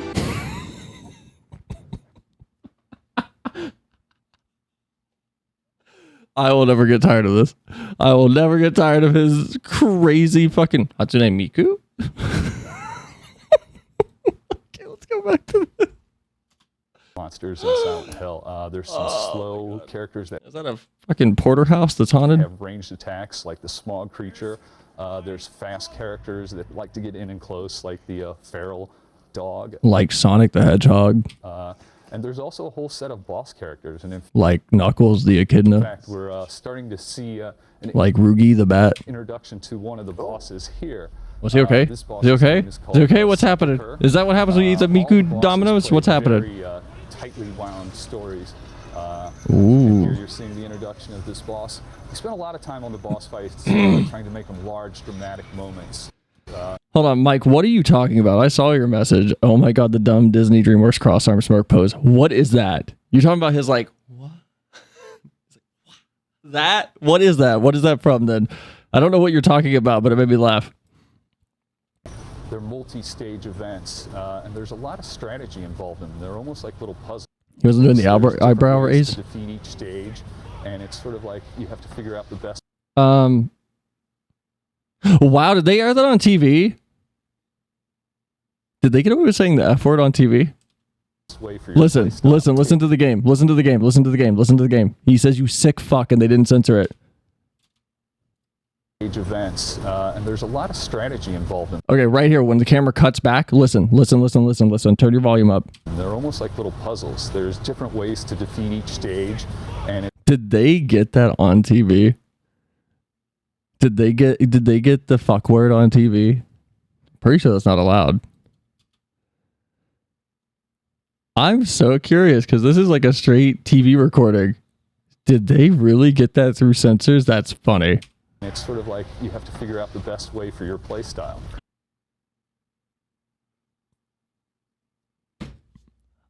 I refuse to believe this game has play styles. No, the first pose with those Miku poses? Wait, what? Today, I'd like to announce a new collaborative project featuring Hatsune Miku. Domino's app. I bet they fucking translated this shit because I never realized it, but he is talking with like the subject at the end of the sentence. Featuring Hatsune Miku. Hatsune Miku exists in a software called Vocaloid. Why do you say it like that? Called Vocaloid. Vocaloid. Vocaloid enables you to produce songs. A character named Hatsune Miku sings the songs you create. It just sounds like they recorded him sentence by sentence also. Like his tone is kind of matching and then it's not. Okay, well, hold on. Where's the pose? His various poses with Miku in the app. Oh, I just noticed the little Domino's logo on Lady's nails. Those are cute. Where is it? Where's the pose? Where's the stupid pose? Once your pizza That's a cool pizza box. I'm gonna be honest. I kind of want that. is delivered, have some fun with Miku.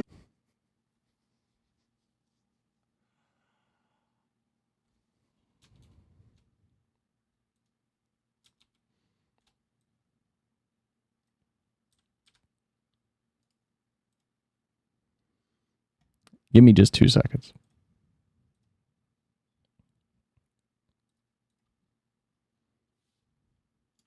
All right, I need you guys to give me like 2 seconds.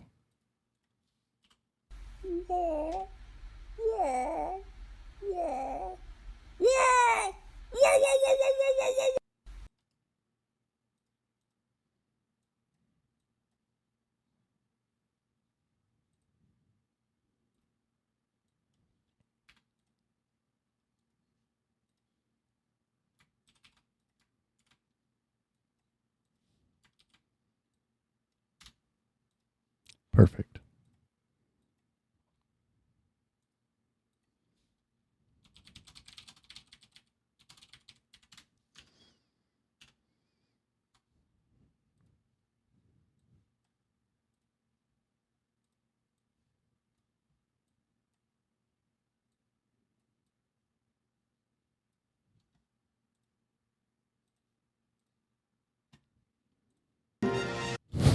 It comes with a social...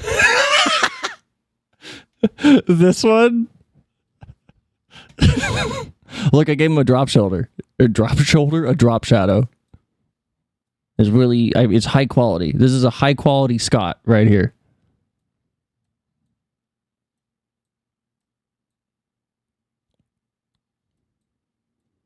Yes, there. That's the pose. I don't know what this is. What is it from?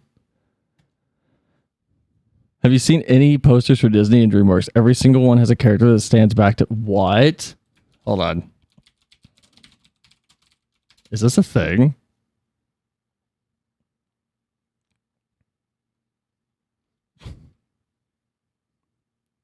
He's doing the duo pose.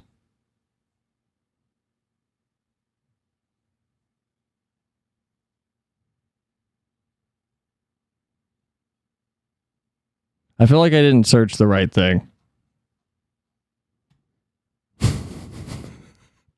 I feel like I didn't search the thing I need to search to see what you're talking about.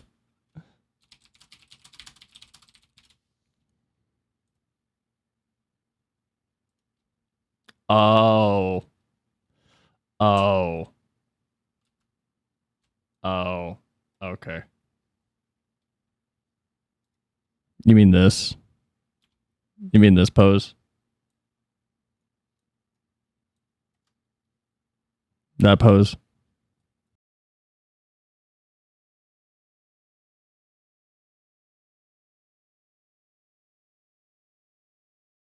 Obviously, you as the collective, obviously Shiny's also part of the new Double Helix.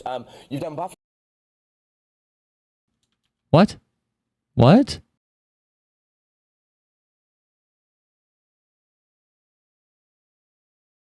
I didn't even touch anything. Why? What? What? What? I'm not muted.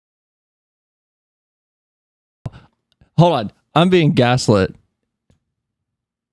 Every time you switch to the close-up, you're muted? I've been on the close-up for a while, though. What? How long have I been muted?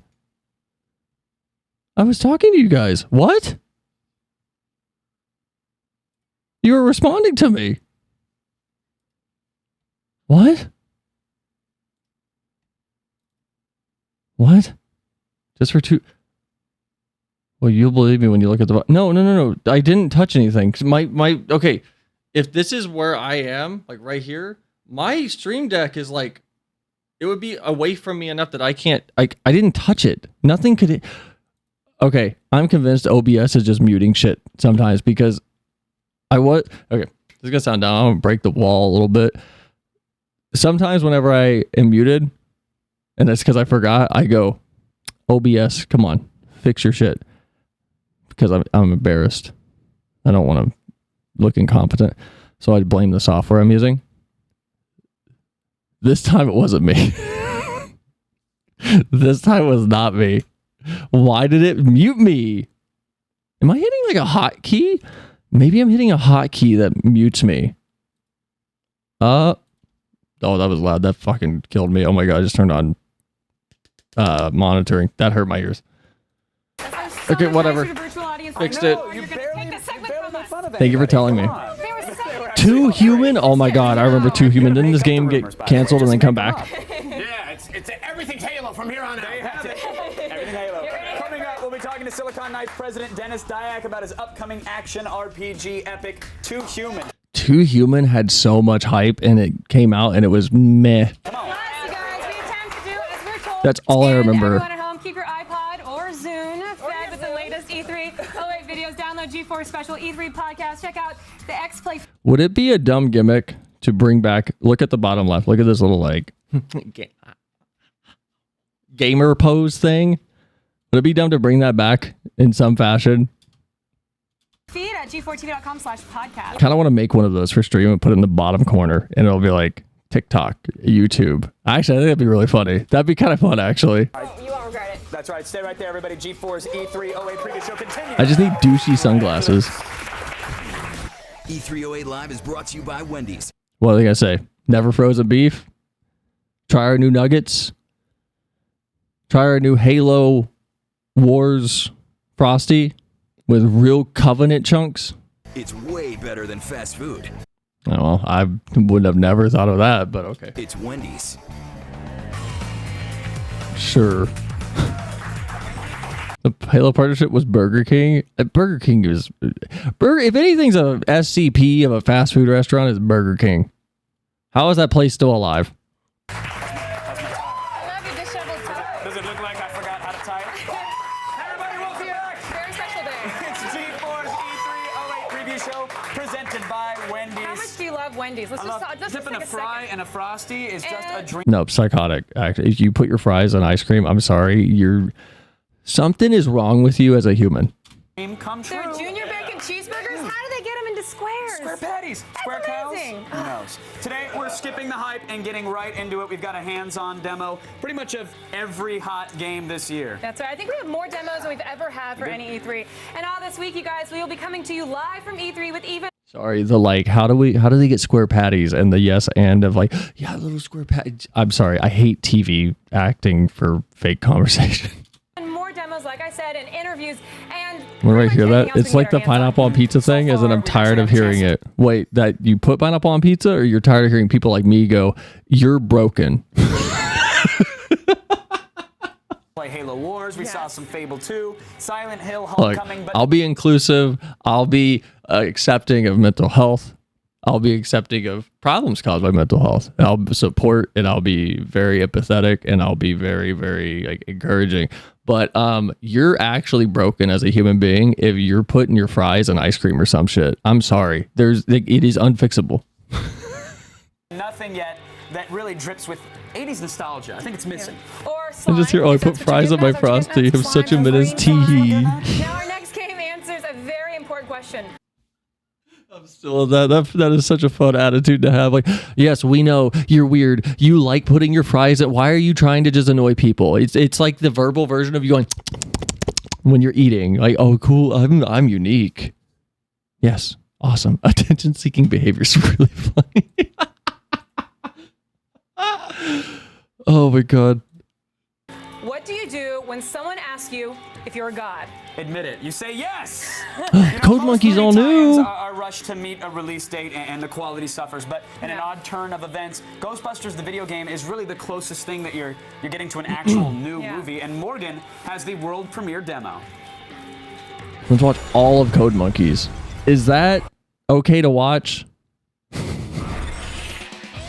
The return of the Ectomobile, Proton Packs, and the Stay Puft Marshmallow Man can only mean one thing. The next chapter in one of the biggest science fiction comedies Wasn't this good?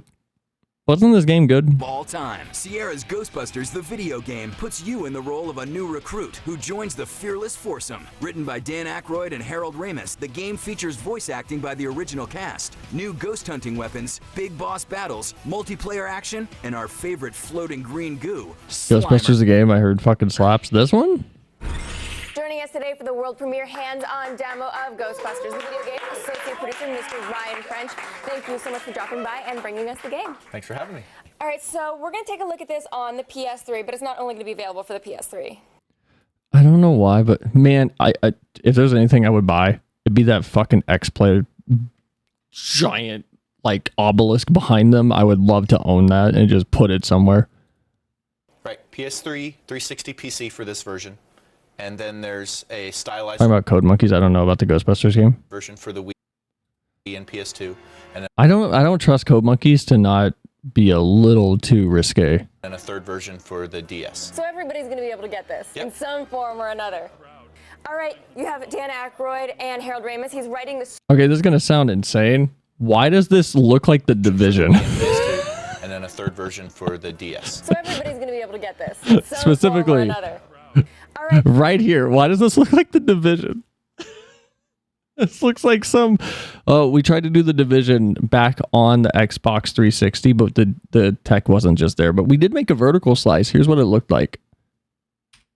You have Dan Aykroyd and Harold Ramis. He's writing the script. Dan Aykroyd, certified crazy man. Both writing the script for that. How is that working with them? Great. They helped us a lot with bringing the original Ghostbusters authenticity to the game and keeping the new story in line Mr. with Skull the Vodka? story that came out in the movies. I mean, were you surprised at all how excited they were to work on this project? I mean, video games, and a lot of celebrities, a lot of people think, oh, video games, it's just throwaway, it's for kids. They both really got into it. But in addition, we also got Ernie Hudson and Bill Murray and Dan surprisingly came to my middle school. Wait, what's a middle a school? lot of the other talent from the original movies. What's that mean? So we've got the whole ensemble back together. And we also really appreciate that Sony Pictures Consumer Products were willing to share the IP with everyone. I don't think this man has blinked. I'm going to go back. I don't think he blinks. I want you guys to watch his eyes. It's for kids.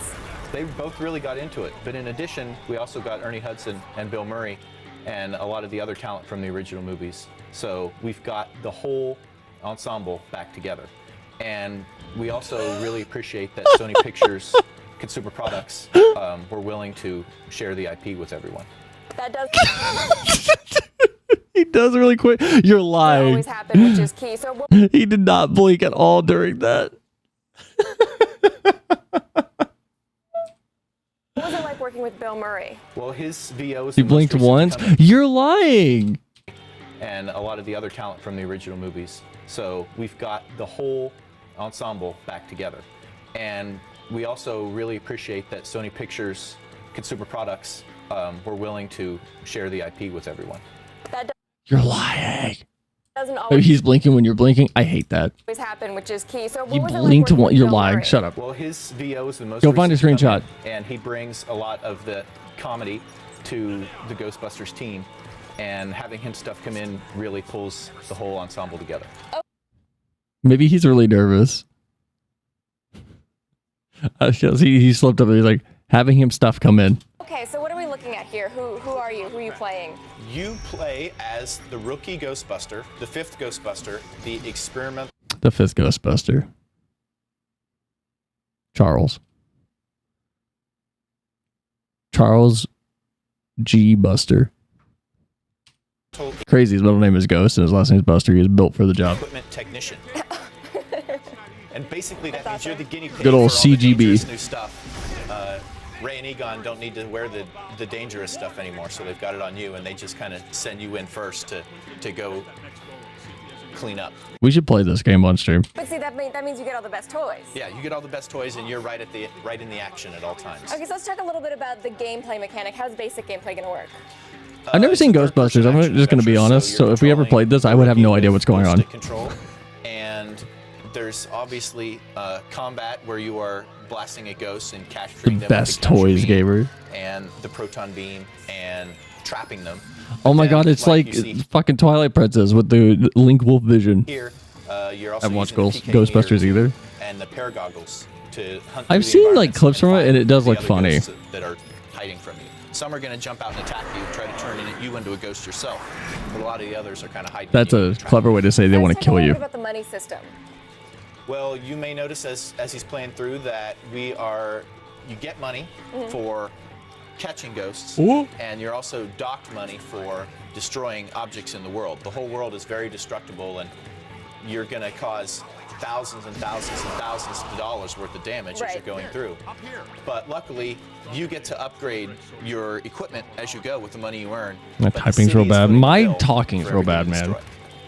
Right, so maybe you'll Also heard there was a lawsuit for that Ghostbusters theme back in the 80s. Sure you've built God, the Ghostbusters theme is so good. Oh my god. I'm gonna nuke this part of the YouTube stream, but I don't care. Oh, fucking Buck Bumble.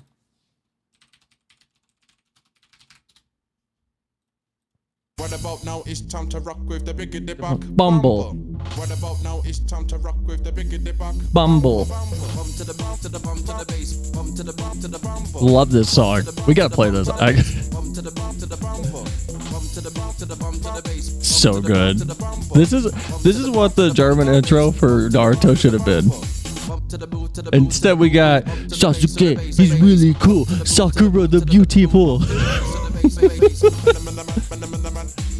I mean, this was Ubisoft. It was Ubisoft. It was back when they had the old logo. You don't know Buck Bumble? Fuck, it's 2-player. No, Flim's playing this with me. I don't care. I'm telling him. I'm going to message him this week and tell him, like, hey, I need you on stream with me next Saturday. We're playing a mystery game together.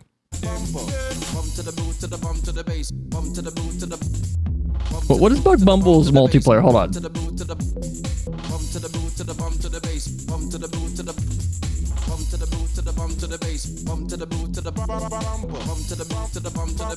Has 2 multiplayer modes. Buck Battle, Airborne Dogfight, and a football style game called Buzzball. What? Hold on, no, they got fucking, what's that soccer game with the cars? Rocket League? They got Rocket League and Buck Bumble? That's crazy.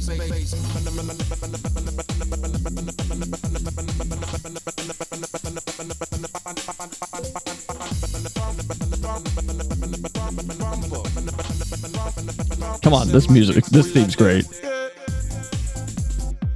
Oh, they got a little like piano. We're bucking our bumbles, you motherfucker. Reminds me you'll love this. This is a good theme.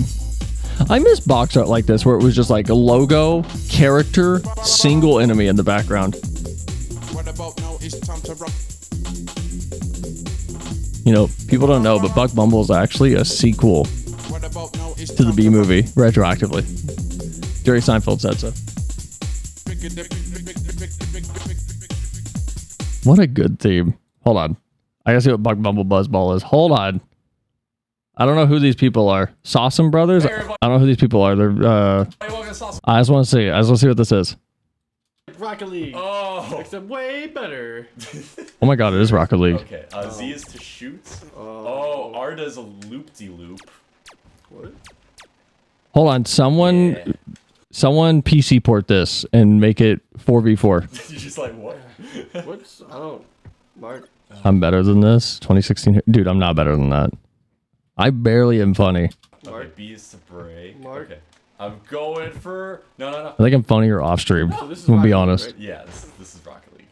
This is weird. I'm gonna be honest. I wouldn't be surprised if the Rocket League developers, if you asked them, I was like, who here played Buck Bumble? They'd all raise their fucking hand.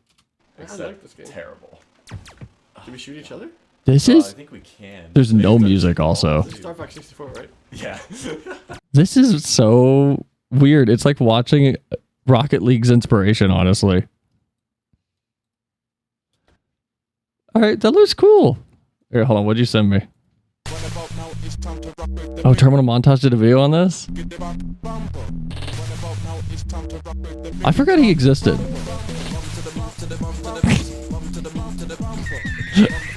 I forgot he existed. Oh my god.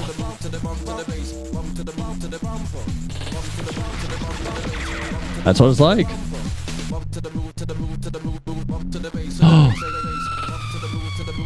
No, are there humans in the game?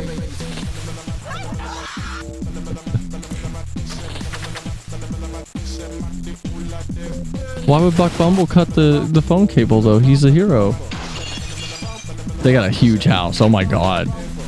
Shadow Legend one shot crawling insect service spray odorless kills fast. Why is this so accurate? I actually don't know this person. Really? No, it's Porky Family from Earthbound. Oh, it is. I like the little reference to the Resident Evil 7 boss fight with the dad when he's in the garage and he's doing donuts with the car. That's cool. I'm glad he slipped that in at the very end there. That was nice.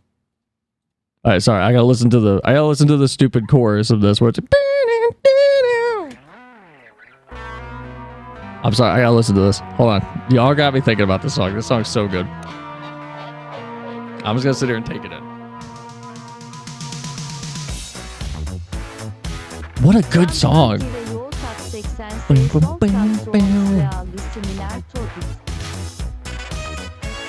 Okay, I'm just gonna tell you now, if you're on YouTube, you're not hearing me say this because this whole segment's gonna be cut out because this always gets completely neighborhood. Who you gonna call? If it's something weird and it don't look good. 80 cents or something else, man. This part, the best part.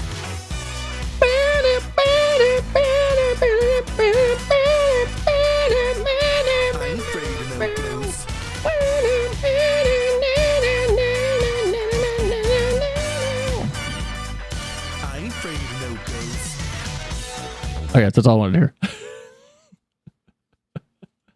No, it closed. Mute the VOD and have text saying play the song yourself and have subtitles with what you're talking about. Oh, I had to upload all the VODs, by the way. I realized like a few days ago, if you noticed in the Discord, I put a message at like 3 a.m. where it was like, guys, all the VODs are up. It's because I was sitting there at 2 a.m. and I went, I don't know when I last exported my VODs from Twitch, and I went and looked, and like the last 7 VODs I never put on YouTube. So I went and grabbed all of them off my hard drive. I completely let the Twitch export thing slip. Look, if you have ADHD, you know what I'm talking about. It sucks whenever something that you're trying to keep committed to just slips your mind. And you realize it like a month later. And I'm glad now that like I'm locally recording everything. That way, so, you know, it's there for editing, whatever I need it for. But man, I hate it and I feel bad whenever I do it. I always feel really bad. Because I sit there and I just don't think about it. I really don't. And the frustrating part is, if you guys solve the system I have, it's like, why don't you actually use it? Why don't you guys actually why don't you do the thing? It's like, I try. I try. I promise I try. I try to keep everything actually, but I did this for a month and I did the ADHD thing of doesn't exist to me anymore. Because I try to go through and actually mark when I get stuff done, but I always forget now. But they're all up. I got all of them up for you. I promise. Actually, hold on. I need to take this out and undo something. Oh no, fuck. Oh well. Destroying objects in the world. The whole world. Okay, what else we got? What else we got? Besides Ghost. Oh, what was that? There's a man in a blue suit. The Sims? This guy could capture motion in a way to where all you had to see. The king of movement. This is him. Was of his data points, and you understood the pathos of He's a master of his craft. He really, what an auteur. humanity. Without me, it would just be motion. Motion less, minus the capturing. Just motion. I hate that they're doing the bit that I just tried to make. Fuck off. If you're done, can you click on the video? I want to tell you if it sounds like the Ghostbusters theme. There's something strange in the neighborhood. Huey Lewis and the News. I want a new drum. No. Yes.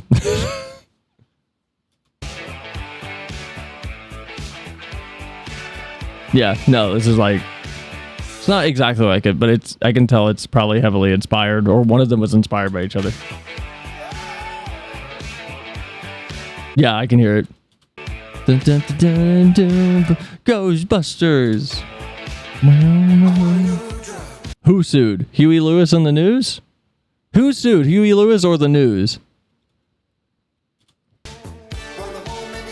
Oh shit. Wow, this is actually Ghostbusters. Harry Lewis? Wait, Huey Lewis sued Ghostbusters? I'm sorry, Ghostbusters is a better song. 90s comedian joke. Why is he called Huey Lewis and the News?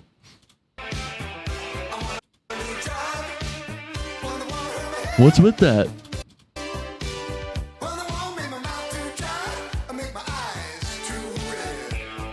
This is an okay song. This is okay. It's an okay song. I'm sorry. I gotta go play the intro to the song that I actually really like though.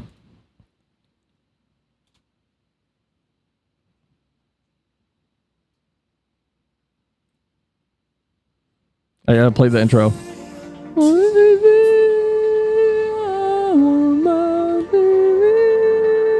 I always expected money for nothing with the F slur. No, I'm not playing that part. I just want to hear this. The best guitar riff ever. Dude, I love, if you ever looked into Dire Straits, I love how many fucking people are just angry at Mark Knopfler, the guy who plays guitar for Dire Straits, where 2 or 3 of their entire discography is some of the most satisfying guitar riffs of all time. And everyone who's ever asked, who's the greatest guitarist ever? And it's I don't know, you got to go ask Mark Knopfler style answers. And the amount of people upset that it's, why are all of Dire Straits songs just ballads with the most simple technical aspects? Why is there nothing complex like the other 3 that he did? It's so funny to me.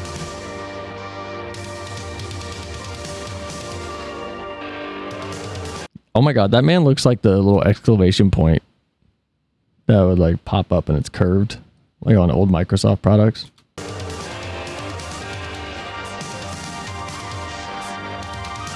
This animation's so good.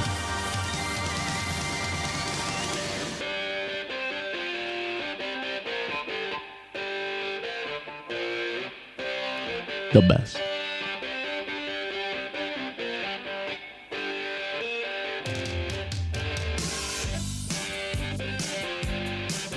It's so good. This might be my favorite classic rock song. I'll be honest. It's so good. That's the way you do it. You play the guitar, the MTV. Okay. Okay, let's go back to this. Let's go back to the Motion Master. And nobody wants that. He's such a genius. Actually a pretty exciting guy to watch because when he tries to get into character Lord British. ahead of time, he really immerses himself in that character for not just hours, not just days, but sometimes weeks at a time. I've played robots, I've played, super fans, Gollum in the Lord of the Rings video games. Yes, my precious.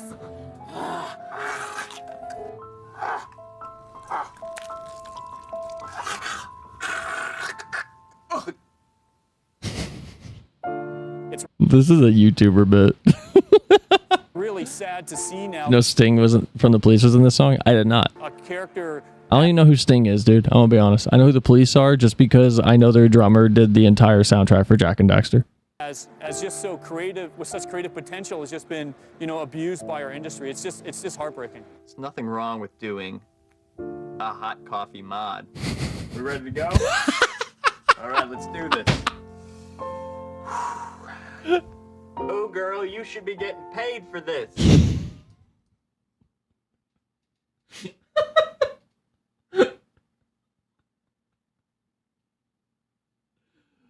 Okay, not the reference I would have ever expected. I actually played both characters. I was the guy and the girl. I f***ed myself.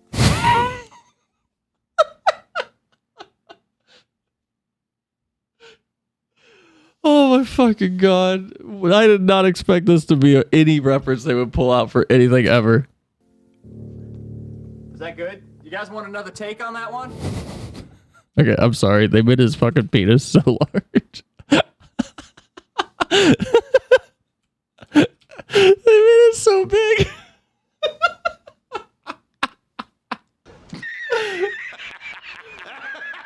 On that one, he's redefined what motion capture means in America and really all over the world. Oh no. Oh no. I don't trust where this is going. It's a struggle, but if you believe in what you're doing.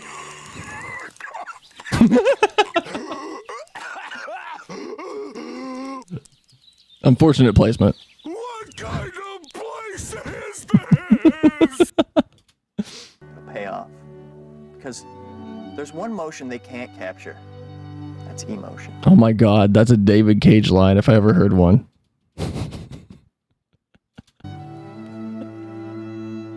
Oh, and hands. Hands are really hard. This is the funniest thing on all of G4.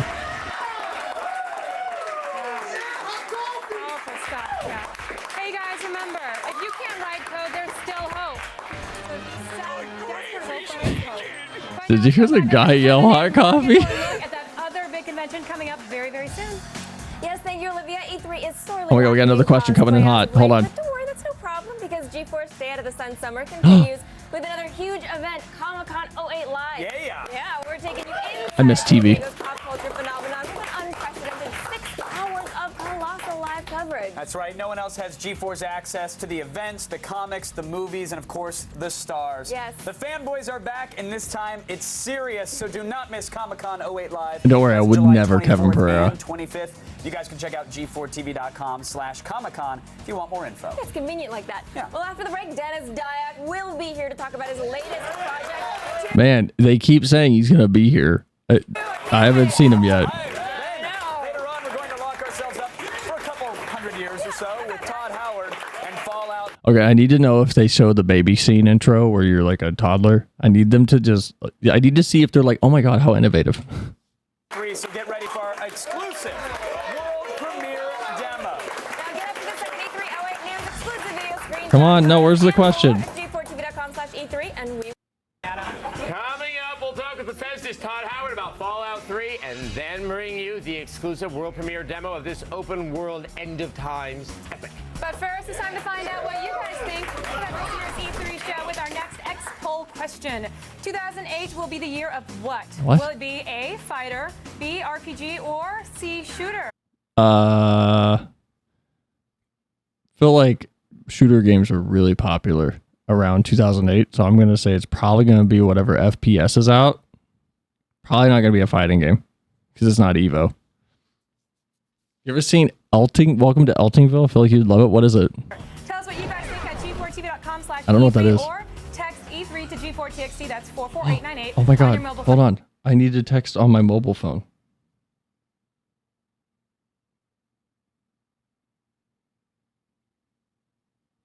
Hold on, I need to text on my mobile phone. Hold on. What's the phone number? 44898. Hold on.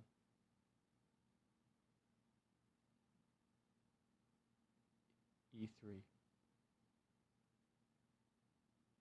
Hold on. Okay. I've texted it. I texted E3. No one's responding. I literally texted it. No one's responding.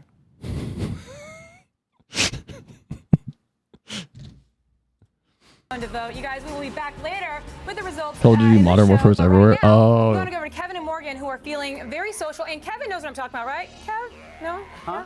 Yeah, E3! It's cheering.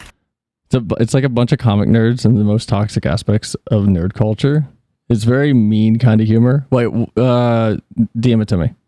The TV pilot that never got picked up? What? Okay, I got it. Cheering. Oh, Kind of like the jazz hands of cheering. All right, I gotcha. All right, now we have covered a lot so far today, and we want to hear your take on the latest news and everything else coming up at E3. I'm confused. For that, we're joined, of course, by the virtual audience powered by Stickcam. Holy shit. What a fucking, like, slap to the face from the All past. right, joining us right now in the virtual audience is Chris, all the way from California. What's your question, Chris? Hi, now that the Microsoft press conference is over, what do you think Sony and Nintendo have to bring to the party to match or even beat Microsoft this year? Okay, is he even talking? Like, his lips aren't moving.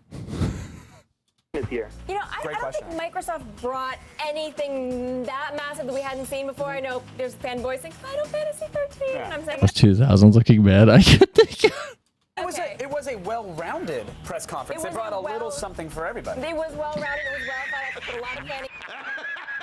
Fucking Brent in the bottom right corner looking like a goddamn, what's it called from Mandela Catalog? A duplicate? An alter? What are they called? Man's a silhouette with little indents for eyes. Alternate, that's what it's called. Brent's an SCP down there, not even moving. Wow, he's not moving at all. Oh, there he goes. Oh my God, he's looking at you now. You need to buy an Xbox 360. Brent is scary. Sony, of course, needs to bring Brent's on his DSI. the games. Yeah, Sony's got to bring some exclusives. They have to answer back. Microsoft said, "Hey, look, we are going to beat Sony in units sold." Microsoft totally brought it. This year. So Sony has to answer back with something, and I think Cryptids and Skinwalkers gonna be gamers. Third-party developers and publishers are. Don't be Cryptidist. I'm sorry, Bigfoot's not real. If he was, he would be brave enough to tell us. So far, I hear that third-party developers on the Wii, they're still struggling a bit. Well, I mean, Sony does love statistics, and they've always loved their statistics. Right. They love their PowerPoint. Microsoft didn't have any of that stuff. They had like one slide with a couple numbers on it. So we're going to see how Sony really responds to that, if they bring the numbers or if they bring something that's more accessible. But next, let's hear. I love framing Sony bringing market statistics as inaccessible. Hear from Anthony in New York. What's your question, Anthony? Hey, I was wondering, does it kind of seem like Microsoft is copying the best stuff from Nintendo and Sony with their fall updates? I'm going to counter with copying the worst stuff. You really hate these avatars, don't you? I hate them. What if when you're playing Gears of War, you beat it on the ridiculously insane difficulty and you get a sweet Horde or, Locust t-shirt for your... That's cool. I love the Xbox 360 avatars. I thought they were cool. Me's and the Xbox avatars are really cool. And then Apple was like, you can make yourself into a Memoji, and I wanted to actually die. Your avatar... Okay. I guess not. No, look, We're gamers, not businessmen with suits. That's why Kevin Pereira's tie is loose. It's to send a message. Perhaps copy the Mii's and the home avatar. I hate vests. I'm sorry. Vests are the worst fashion thing. I hate them. For them. Maybe they did. But you know what? Microsoft always innovated first on the online space. Everybody else has copied them. And they're the first to really bring like the interactive game shows and to bring like a partnership with Netflix. So they're doing some really innovative stuff along with copying your favorite parts. Well, it's not like Nintendo invented the avatar. Right. So we shouldn't really give them too much credit for that. But they made it cute and customizable like that. No? Okay. All right. You really hate Mii's those avatars. Finally, Mii's are great. I have Joey from Oregon. Go ahead, Joey. Hey, what game from the floor of E3 are you guys looking to get your hands Does he have a Starlink satellite thing in the back? What is that? on? You know, we're getting our hands on a lot of games right here on our very own T-shirts that look like suits is where it's at. Why are they decorating Xbox so hard? It looks like it's Because it was cool to hate on Nintendo because the Wii was for kids and little fucking piss babies. Xbox was for real gamers and cool people that weren't scared to say slurs on voice chat.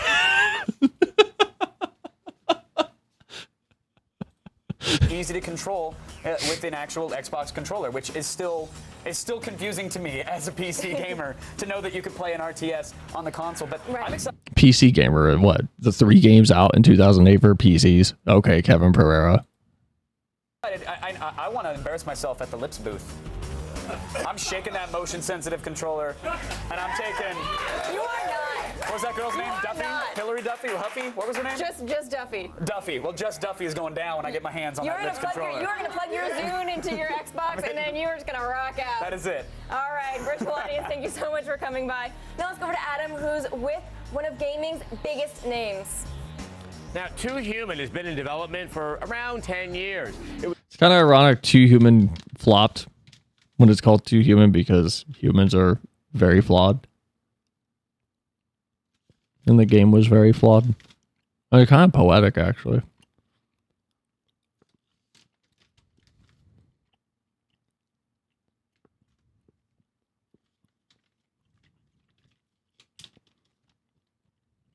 You should make that a TikTok. Way ahead of you, man. Gotta be uploaded while stream is going. It was once a PS1 title, then a GameCube title, but now it's finally on its way as an Xbox 360 exclusive. And here with the latest on the game is Dennis Dyack, the man behind the Cyberpunk Norse epic. FaceTime. Silicon Knights, developers of Legacy of Kain and Eternal Darkness, are set to release their highly anticipated RPG action title, Too Human. I don't know if you guys remember Dark and Darker, the little co-op dungeon crawler thing Rich and I played for like a hot minute there that we were in love with, and then they got into a bunch of lawsuit trouble with Nexon. They won. So they're allowed to formally put it back on stores. Yeah. The game features 2-player co-op, online multiplayer, and enough loot to keep you happy for days. With Too Human set to debut this August, who better to talk about it than the man in charge, president and founder of Silicon Knights, Dennis Dyack. Games used to be so cool. Now they're just bad. Now they just want my money. Glad to be here. So, the moment is almost upon us. It is. I mean, you've really been at this a long time. I think the first thing is, a lot of people say 10 years in the making, 10 years in the making. What was that game? Like its original inception back when it could have been on the PlayStation 1? So we started working on Duke Nukem Forever.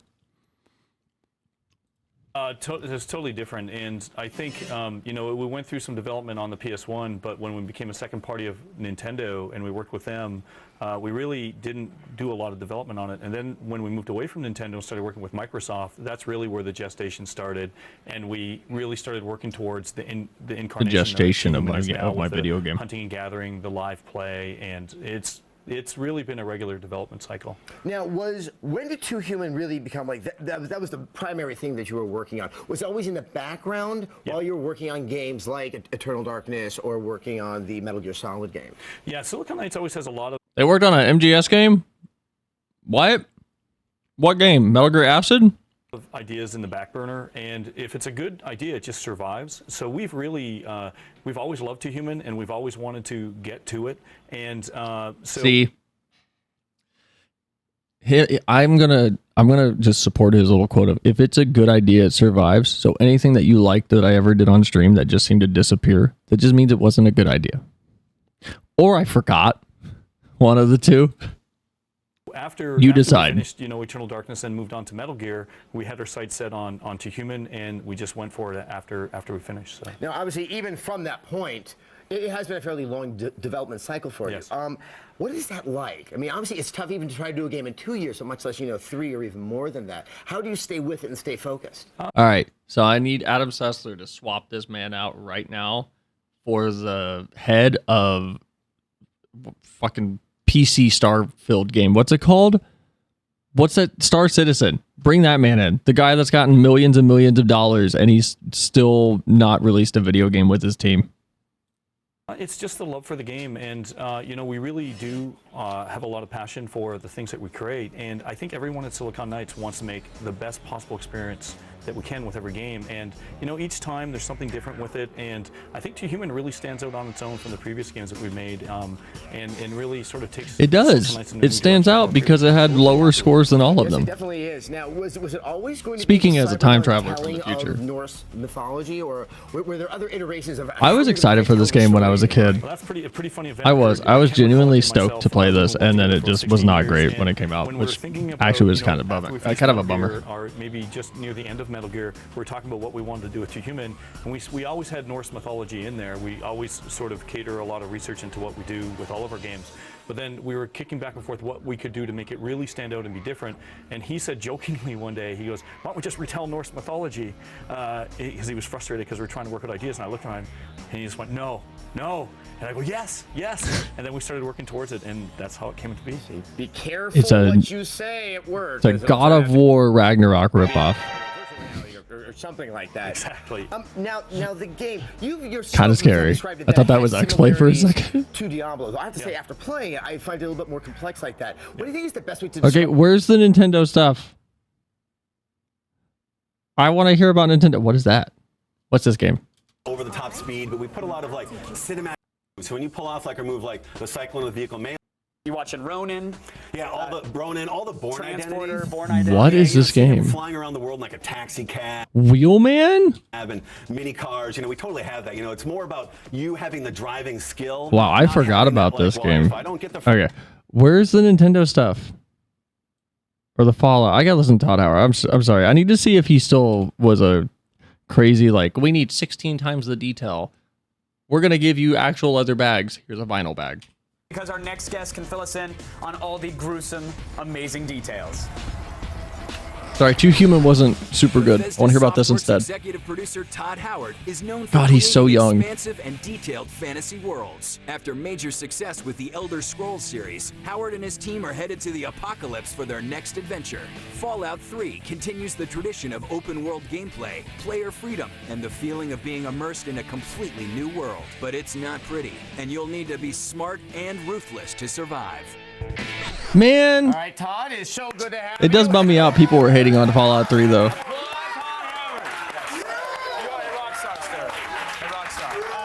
We're gonna get to the game in 1 second. God, he's so young. I'm going down in flames. It's gonna be bad. Okay, good. I love bad. Obviously, your game is super awesome. Is there any other game that's at E3 that's kind of caught your eye? Oh, my boomer hard as hell Fallout RPG. What's wrong with it? With what? Two Human? If that's what you're asking about, it just wasn't. It was hyped up. It was very hyped up, and it came out, and it was very mediocre with not a lot of follow through to like any of its concepts. Fallout 3, because Fallout 1 and 2 were extremely okay with punishing you if you just killed an NPC. They were extremely okay with giving you complete reign to do whatever you wanted to, and lock you into choices if you just made a rash decision. Fallout 3 was not any of these things. They tried to have it. There's a few NPCs you can kill, but the problem with like Fallout 3 is if it's mission critical for the story, you have to be able to finish the story. Like that's the thing with Fallout 3. They're like, no, you have to be able to get to the end. You have to be able to get to the end. So you can't kill every NPC. You can't make decisions that'll fuck you. Completely free reigned. You are kind of boxed in at all times, and then the ending of it's very terrible because they they kind of pigeonholed you into you need to have a sacrifice at the end. So if you have the super mutant with you and the ending is like, oh, someone needs to go into this radioactive room and like hit a button. And if you have the one follower that's a super mutant that goes, we're tough against radiation, we can survive anything. And you go, hey, can you go in there? He goes, I have actually found a religion and I do not believe, I forget what he says. He's like, I don't think it is my place to take your chance at being a hero. It's some bullshit that he says and that forces you to go in and kill yourself basically. It's not good. It is not a good ending. It's just not great. I don't believe in walking in sludge. Is that what he says? Hold on. What does he say actually? Because I know it's something insane. I know it's something that's like basically embarrassing.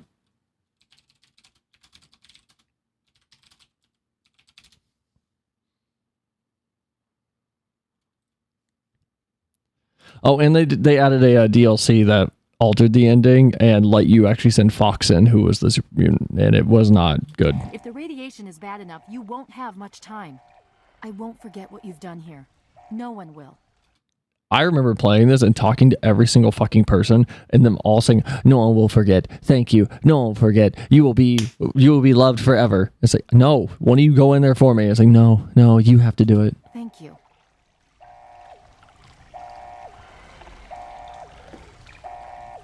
You have something to say?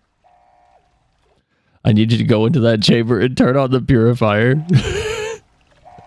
It's really funny. No, I'm sorry. Dude, he literally says, I will not rob you of your sacrifice. What a garbage writing decision. Is it going to laugh? There it is.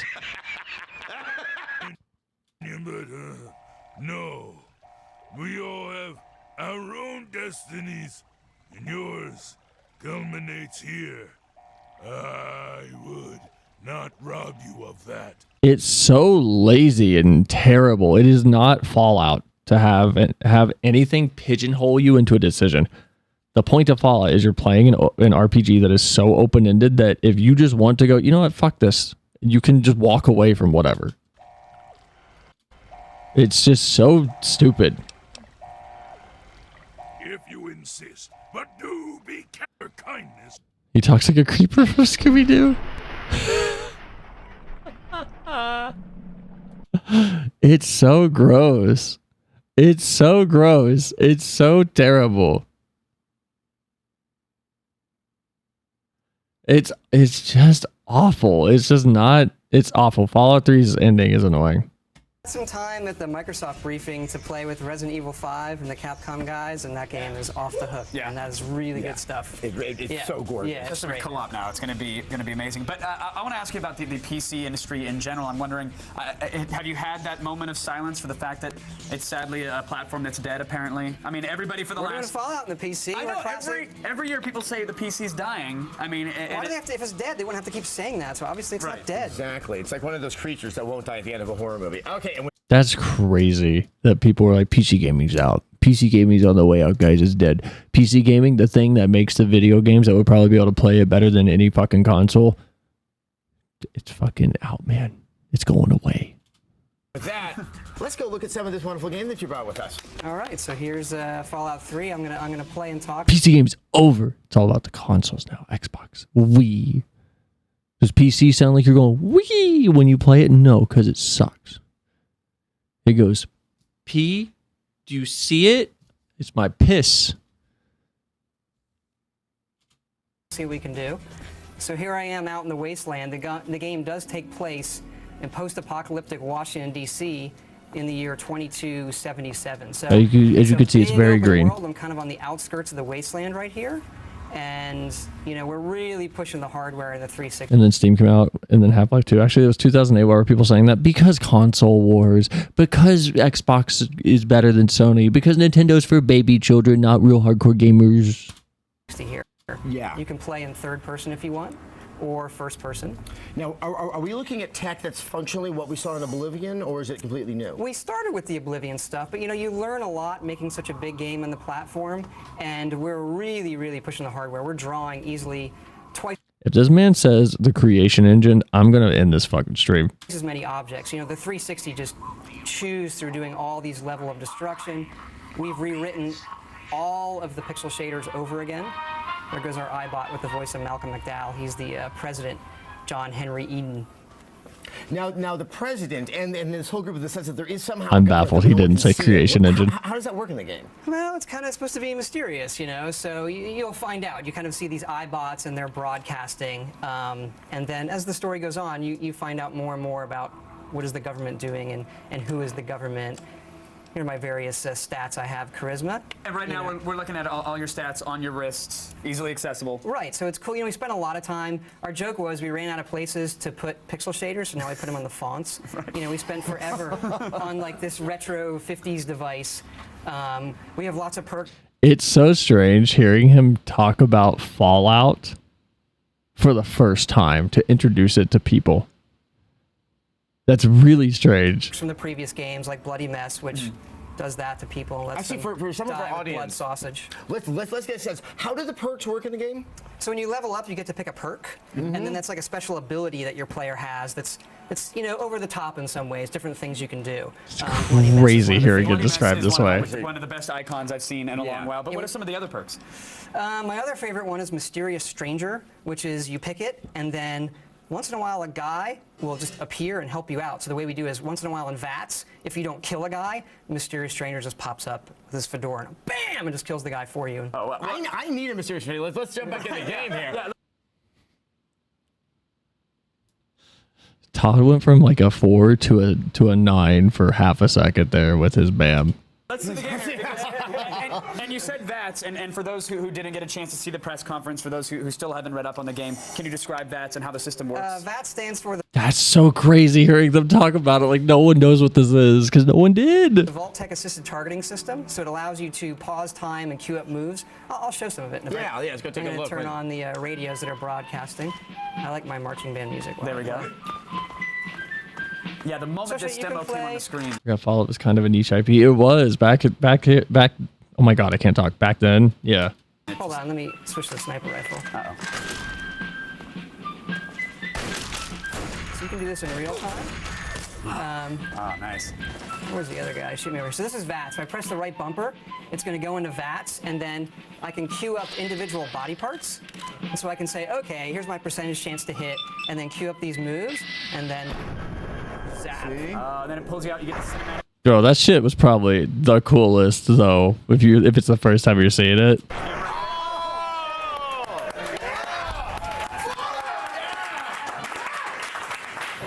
That's all we have. Just guys blow it up everywhere. I could do that for 100 hours easily. I have. And when you do that with the VATS, it's that quick. Go in, choose the body part, get out, see even though it's tactical, you want to keep it quick.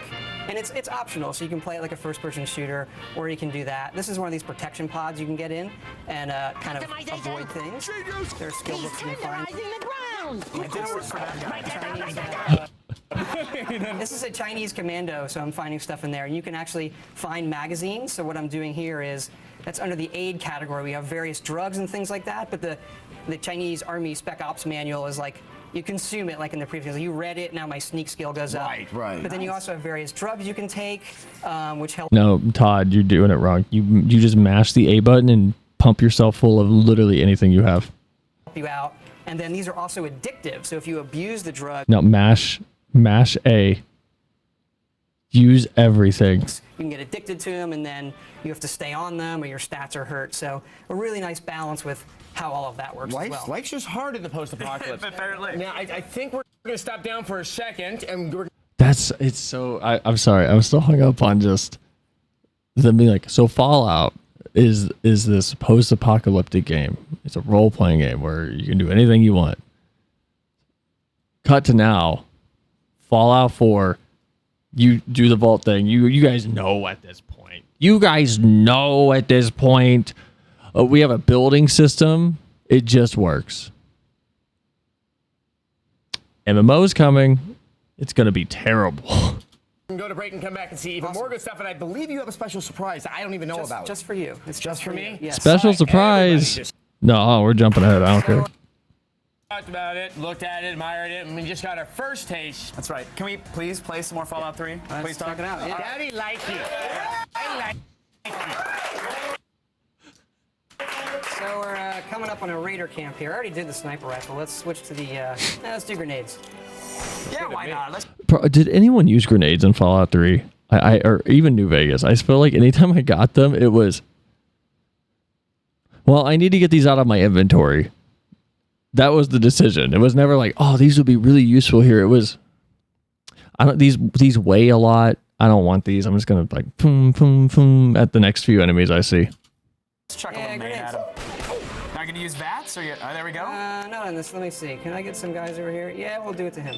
See what happens. Instant explosions. You know, so there's that. Excellent weightless torso physics. I love how clunky this looks. You can play this as a shooter. You can, but then VATS is a lot of fun because you can like, okay. This is combat so shotgun, interesting to look at. It's just like the first reveal, but it's so clunky. That was the RoboCop camera angle there. Very nice. I'm sorry, Murphy. That This is guy incredible. always messes me up. Oh, my arm's been crippled. In a stim pack there. So you actually get damage to various body parts. It's Yeah. not just, hey, I'm losing health everywhere. Oh, where is this guy? Let me get my sniper rifle. I love that the patriotic radio What's he doing? Kill him, Todd. You played this game 5 million times. Guy always gets in trouble. There he goes. He's gonna have to go out again. We'll do that to him. Redundant, but I want him dead. They have to have the, what's it called? What's the thing called? Blood bag? Whatever the perk is. I feel like they have it tuned on this little demo, so it's like happening every time. You know what, Todd? That's really not redundant. Unless awesome can be redundant. He exploded slightly different. Exactly, So, that's a true. lot of stuff over here you got to pick up to survive, so picking up trash is important. But there are various skills in the game. So God, I really do. It's weird. I love how clunky this looks, but I tried to play Fallout New Vegas a couple months back and just, it is so terrible. It is, Fallout New Vegas default feels exactly like what people describe the problem of, oh, you gotta put the iron boots on, you gotta take them off, you gotta put them on, you gotta take them off. You gotta go into the menu to do that. You gotta hit the menu, you gotta start, you gotta hit the right bumper to go over to your inventory, you gotta put the boots on, and you gotta exit the menu, and then you gotta put the menu again, you gotta go back to the screen with the boots, you gotta put the boots back on, you gotta exit the menu, then you gotta do it again and do it again. It feels like that all the time. here's a container over here, and I can open this up and try some lock picking. There's also a help system in the game you can use if you need it. But the way this works is the left stick is moving this bobby pin. Okay, he needs to explain this to me because I never understood lockpicking in this fucking game. And I'm trying to find the right angle for it, and then I can open up the container. That's based on your lockpicking skill and all of that. And then I can pick up these. I don't understand lockpicking in Fallout games. It feels weird. He did that first try bullshit because it's a very easy lock. You know what? Hold on. What was the lockpick? Hold on. It's average difficulty? Moving this bobby pin, and I'm trying to find the right angle. No, he knows this shit. Nah, he's played this demo. He practiced this shit. They're not bullshit. For it, and then I can open up the container. And that's based on your lockpicking skill and all of that. And then I can pick up these frag mines. Is there like a brute force type skill that you can get to just pound the box into the ground until it knocks open? That there is really, let's be stealthy and let's have this, not just be a combat fest. They got this on baby mode for Todd for this. He's not taking any damage. You can also talk your way through various situations. You can talk your way through the lockpick is what he's saying. I couldn't do it with this one, but You couldn't talk your way through that lockpick though. That one doesn't count. let me take out this turret with some. There we go. God, laser weapons sucked in Fallout 3. Laser weapons, so it's not just kind of like old, old. They're so bad. Exactly. And so what I'm going to do here, you had asked about this, Adam, last time I was on, and I was explaining some of the weapons you can make, including the rocket launcher. This is a weapon you can build. So you build it out of a wood chipper and a leaf blower. You're going to see the Mr. Chipper there. You can build your own weapons in the game. This is a weapon you can build, and then when you go to load it up, it goes in your inventory and finds all the crap you have, like this lunchbox and all these stuffed animals. All right, and then you can use this, and launch things at people and be like, okay, I'm gonna, give you the lunchbox, and then. That has a different meaning in my world. She's kind of cowering for me, even though I'm pelting with teddy bears. And you can do this in VATS, which just, it gets a little ridiculous, but it's when they target her head. Come on. All right, we'll go. I'm sorry. That's not letting him target the head is so funny, even though there's a percentage on the top of struggling to get the VAT system to work is so fucking funny. She's kind of cowering for me, even though I'm pelting with teddy bears. And you can do this in VATS, which just, Just picking the gun is so funny. Yeah, it gets a little ridiculous, but it's when they target her head. Come on. All right, we'll go for the... Why is he even making a game if he doesn't know how to play it on hard mode? If you can't speedrun your game and be at the top of speedrunner archives, what's the point of being a game developer? Chest, and then give her some teddy bears and VATS. Oh my! Teddy bears. So that was for you. No. Thank you, Todd. Now I know that was special, but special usually means like, oh, it has a bow around it. That you just shot teddy bears in an M-rated game. And then you can walk all the way down to the city, ride the elevator to the top of the Washington Monument there. Wow. So it's a huge. I don't remember that at all. Open game, just like our previous stuff. We can go anywhere. The host commentary, their commentary is either genuine conversation or trying their hardest to make sure they're involved.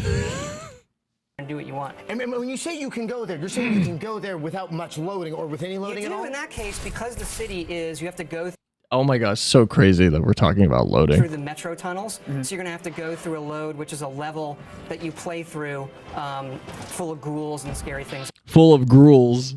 Any loading at all? In that case, because the city is, you have to go through the metro tunnels. So you're going to have to go through a load, which is a level that you play through full of ghouls and scary things like that. Doesn't even know the name of his own enemies in his own game. I could do better. You can go without moving at all. Yes, instant teleportation. Now, Todd, we got about 3 minutes left, so I'd love to see. Okay, we have plenty of time here, so. Oh, goody. Todd goes, no, Kevin Pereira. We have plenty of time. So this is a regular missile launcher that fires true weapons and not teddy bears. Yeah. Dude, their commentary is so funny now that you're pointing it out. Some teddy bears. So this is a real rocket launcher, right? The explosions I'm seeing are actually from a rocket launcher. Entry bots. These are kind I stopped playing my own game when I say that I stopped. Kevin Pereira. These roving tanks that are out in the wasteland, these pre-war robots. I feel like we've touched on so much from VATS to enemies to approaches to things to making on weapons. But what about the moral decisions that you have to make? Bro, my first experience with the Karma system in Fallout 3 was going to Megaton and going,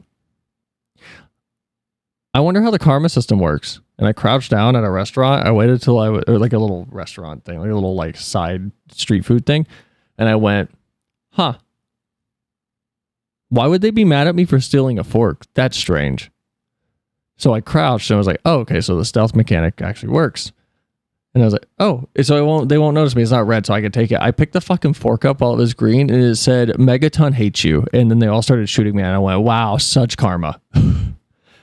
Really deep system here. I love this. I feel like I'm genuinely a villain now. I stole a fucking fork. Death penalty it is. That was my first experience.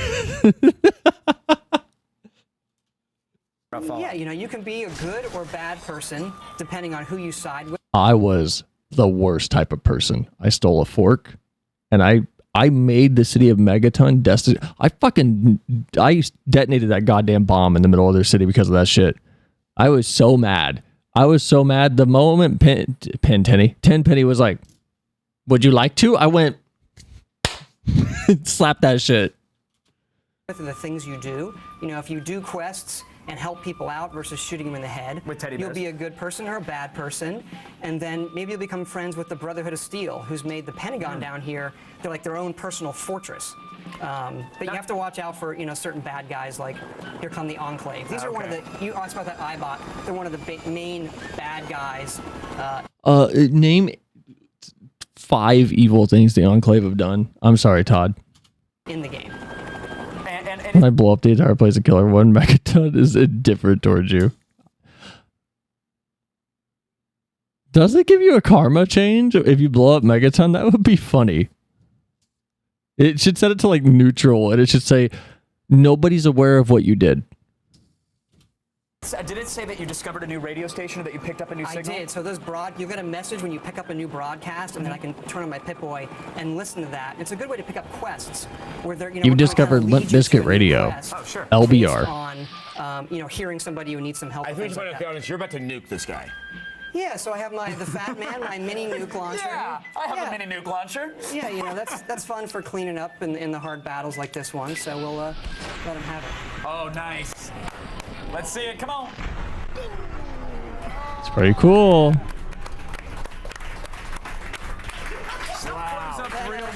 That was pretty cool. Just, shoot a spray up in the air. Is that going to come straight down? No. Play the hibachi chef catch. And then there goes you. Hibachi chef catches like. Sometimes my leg comes down on top of me. But, okay. Thank you. That's the game. Thank you so much for coming on. Thank you, Todd. That is awesome. That was just staggering. Thank you for showing us Fallout 3 and bringing me the best teddy bear death ever. Amazing stuff. Yeah. Our preview show is just about finished, but our coverage of E3 has really only just begun. Here's what's coming up later in the week. Later in the week, we got 4 hours left. Oh wait, is this like the end of it, and then we had to go to the next days? That's Mercenaries 2. I know that game. Attention. That's Halo. I recognize that. That's Fallout. That's Mercenaries 2.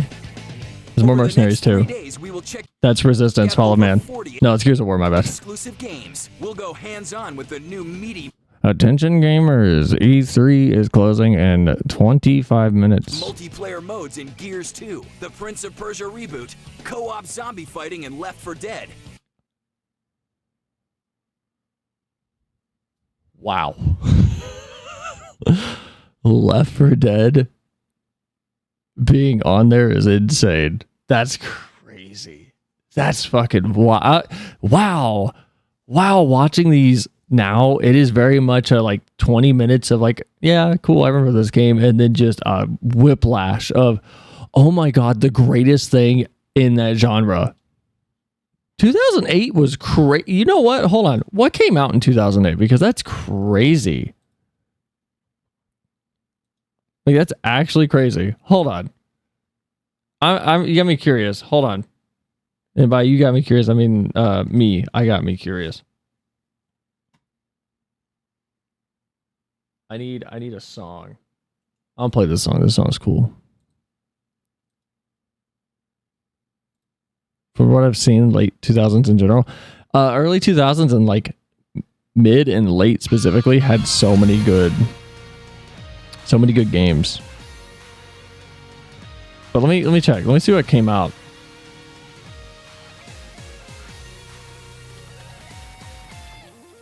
Digimon. I need to play more Time Stranger on stream.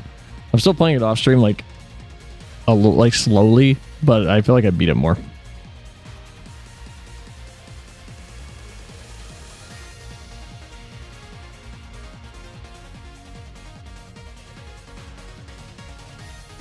Oh my god, 2008, I'm gonna be honest, might be the best year for video games.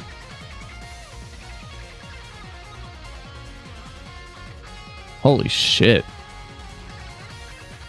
GTA 4? Chronicles of Narnia, you know, the best. Maybe finish Fatal Frame first? Oh yeah, no, we'll finish that one first. I'm like hooked on that game. So I'm not imagining the highlights. Grand Theft Auto 4, Force Unleashed was a brilliant game. Lego Batman was awesome. Fallout 3, Metal Gear 4? What the fuck is the torture game? Oh, is that stupid Flash game? Hold on. Is it that stupid Flash game?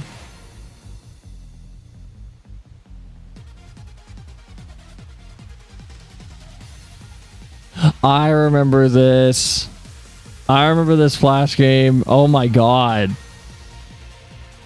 Yeah, I remember this Flash game. I'm not showing it on stream, but I remember this. This was like if you guys remember the game with where it's like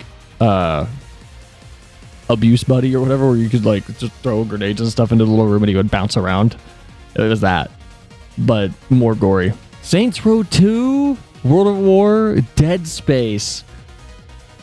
Chains of Olympus was really good. Fable 2 came out this year too. SMT, Persona 4, Left 4 Dead came out. Smash Brothers Brawl, Underworld, Guitar Hero World Tour, Army of 2 got started. Devil May Cry 4 came out. Mirror's Edge, Ultimate Ninja Storm, Gears of War 2, Far Cry 2, Little Big Planet, SoCal 4, Sonic Unleashed if you're into that. Fucking Mario Kart Wii came out. Battlefield Bad Company 1 came out. Castle Crashers, Burnout Paradise, Street Fighter 4, Wizard 101, Rock Band 2. Oh my god, I fucking loved Haze. Haze, Pokemon Platinum came out. Banjo-Kazooie Nuts and Bolts. Flim loves that game. Wow, Ninja Gaiden 2, Sonic Riders, Ratchet and Clank Future Quest for Booty, the game that you don't need to play at all. Resistance 2, Rainbow Six Vegas 2 came out in 2008. What was going on? Condemned 2. We need to play Siren Blood Curse, by the way. That's on my to-do list. It's another horror game that'll go on there eventually. No! Music ended. Okay, I need something better. Mario Kart Wii came out in 2008. Yeah. Guitar Hero World Tour is W. It's so good. I love Guitar Hero World Tour. Cooking Mama. My mama kills animals. Bolt, the video game. Was it good? Dissidia came out. Monster Hunter Freedom Unite. Rayman Raving Rabbids. Wii Music, the best game. Women's Murder Club. It's a hidden object adventure game. Fucking Tatsunoko versus Capcom. Mercenaries 2. Stalker. Midnight Club LA was a really good game. Mega Man 9. Naruto Shippuden Gekito Ninja Taisen EX3. I don't know what that is. Didn't play that. Animal Crossing City Folk came out. Okay, I'm sorry. The biggest blemish on gamers forever is the fact that this game gets low ratings. I'm sorry. They took Wild World. I know. Wah, I bought it on DS. Wah, I want a console. Okay, cool. People that didn't have a DS, fucking me, got the best version of Wild World. While you got the shitty, like, ooh, it's on a tiny little, like, it's so small, I can't see it screen. I get the better version, but everyone's so angry about it for some reason still. I'm sorry, go back to hating on Wind Waker for no reason. It was underrated. It's good. Strong Bad's cool game. Oh my god, it did. Strong Bad's cool game for attractive. Oh my god, I love Strong Bad.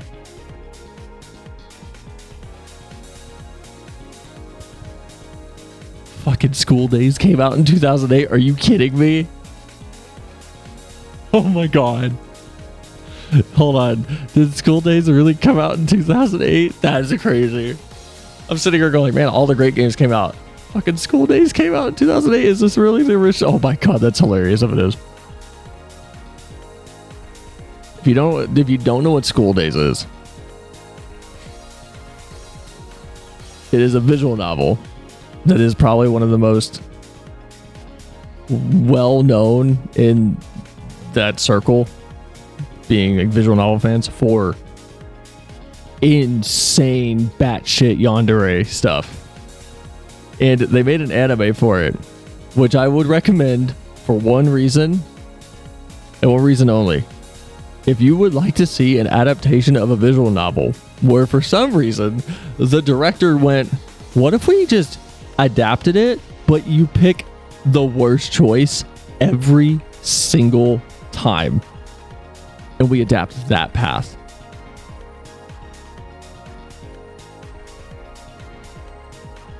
It ends with the main character's fucking head in like a briefcase on a yacht. And the crazy girl. No, my bad. There's two girls fighting over MC. One's fucking crazy. Crazy girl kills the other one. Her head's in a bag and she like shows it to him. And he's losing his mind. And then like basically everybody dies at the end. But it comes out of nowhere, which is why it's crazy. It is a visual novel where it's just like, okay, this is not going well. This is never, okay, this isn't going to work out for this guy. And then out of nowhere, it turns into the most insane gore bullshit of just, whoa. Last time we talked, you were crying normally over the breakup. It's been 2 hours. Why are 5 people dead? If you would like to see that type of just tonal insanity, go watch it. But just a heads up, lot of unexpectedness. So if you're not cool with like a lot of like heavy themes or like I said, absurd, like just ramp up in violence, you're not going to like it. But if you want to see the most weird adaptation of something where the director's like, what if we just did the worst version? That's what School Days is. There's your quick little rundown. If you ever hear anybody talk about School Days, that's what School Days is. Asphalt 4, my favorite mobile game. Okay, you're sitting here going like, oh, Asphalt 4, what a terrible mobile. I'm sure it's great. I'm sure Asphalt 4 is fantastic. It's probably the best Asphalt game.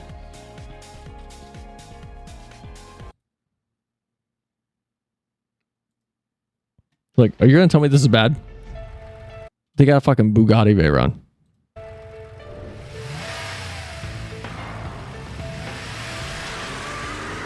That was getting past the actual gameplay? What do you mean? This is gameplay. Yo, you have fucking Corvette. I saw that GTR back there. That's a Ducati. The Bugatti. That's a Ferrari.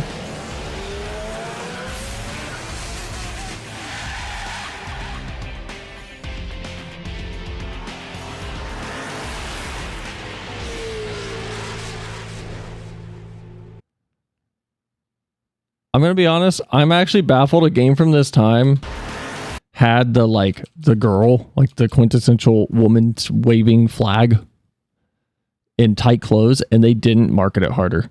I'm going to be honest, that's kind of crazy because fucking Juiced and Juiced 2 couldn't help themselves. And every racing game did that. My Motorola 2 can run all that. Yeah, it can. We all remember the Juiced ad? I literally don't. I'm going to look it up.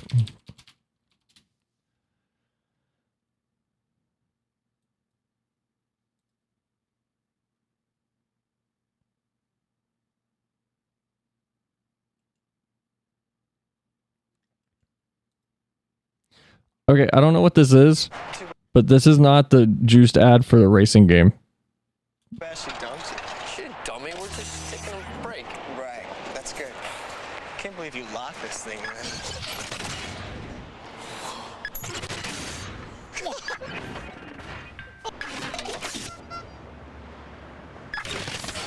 Sweet! Let's roll! Wait, what? Ooh. Not cool. How about a do? Thanks. Thank you.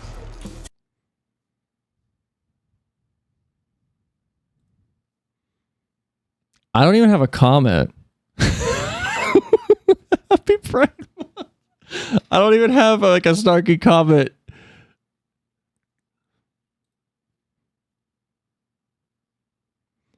I'm curious if this commercial began things for a lot of people. It's the most 2005 ad to ever 2005.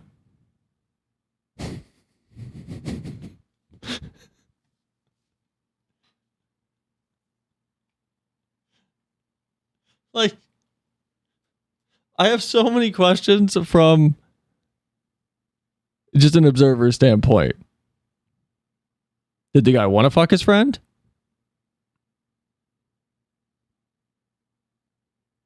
That's mostly all I gotta ask, honestly. That's mostly only my question.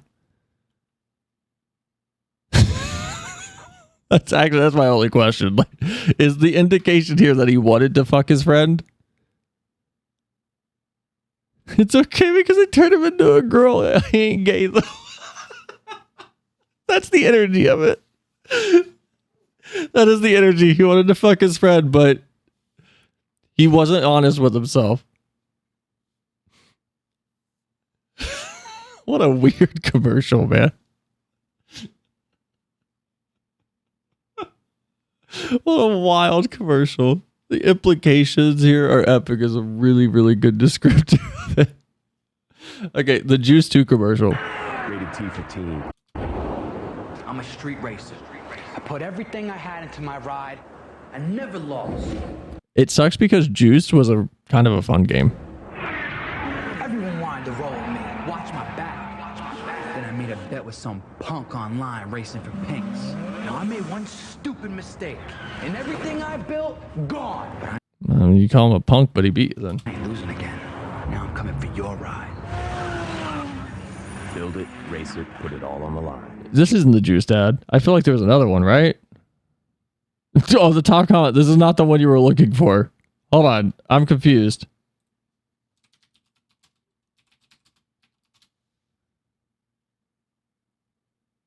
Why did it say banned, actually? Hold on. Is this okay to watch on YouTube? Oh, is it the Juice 2 ad? Is it this one?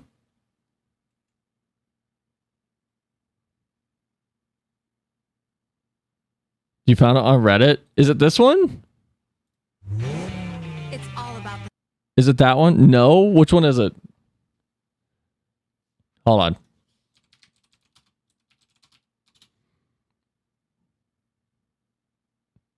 Wait. Is it the one that's on Unexpected? Or r/Unexpected? Is it that one? Why is it saying mature? Am I allowed? Why is it saying view NSFW content? Am I allowed to play this? Don't show it? Okay, I won't show it.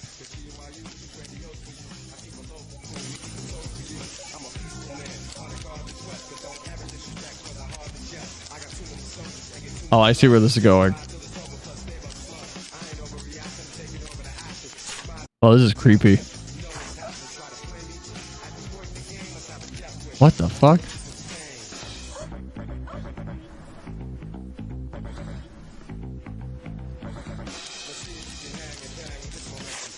Oh my god. Yeah, I can't show that.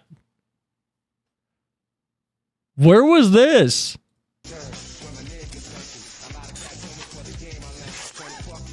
Oh my god.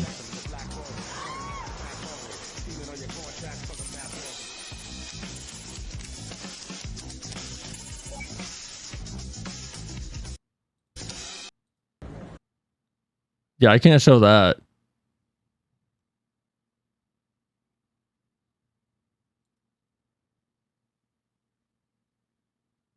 Oh my god, wait, hold on. This was it was a European commercial. Okay, if anyone's wondering. So they're sitting in a car. Here, I can play the first part of it. Hold on, I can play like the first part. Here, I can play the first part. I can play up to a point. So they're sitting in a car. They're customizing a vehicle in Juice 2. And then there's a woman sitting in the background.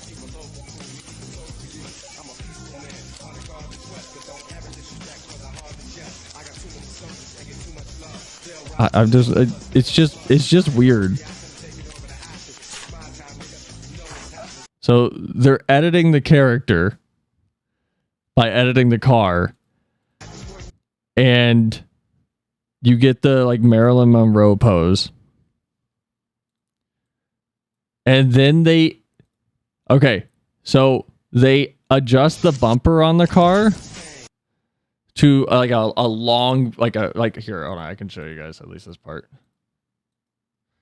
So they edit the bumper on the car to that, so it's like sticking out really far, and then it cuts to the girl, and either someone or something is like pushing her boobs up, and they put like fake hard nipples in the shirt, and they keep messing with the controller and it just keeps doing this. They give her a big bazong. No. I literally can't show it on stream. And then she loses her shirt entirely and is completely naked from the waist up. And then they remove the spoiler and the skirt goes away. And she's in a thong. And then she just starts spinning in circles because they're rotating the camera really fast. So she's just rotating around and the camera's just showing her ass and everything. Oh, and the last section, they pick a sticker to put on their car. It says juiced and it's on her ass. And then they hit confirm and her ass looks like it gets slapped. So yeah, I cannot show that on Twitch. I cannot show that on Twitch. Uncensored? Yeah. No, it was on the EU, or it was in the EU, so general nudity was allowed, so it's just the shirt just disappears. Like, there's no censorship. So that Mountain Dew commercial is crazy, though. I'm saying this Mountain Dew commercial is fucking wild. It's so funny. Okay, hold on. We didn't look at Asphalt gameplay. No, there's nudity. It's not on YouTube.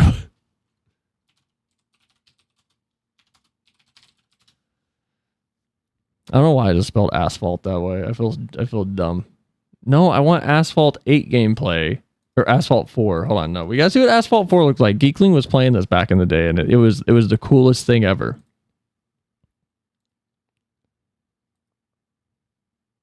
What a riveting game. I'm sorry, hold on, what? Man, we just could not get away from women in racing games in the mid 2000s, could we? We could not. That is just like the trailer.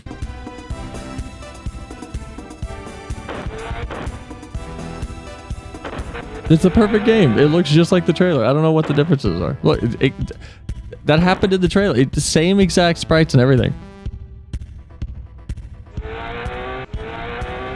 I love that there's no sound until you hit nitrous. Okay, so this is Asphalt 4. Let's jump forward. Let's see how this game has evolved. Let's look at the 2022 game.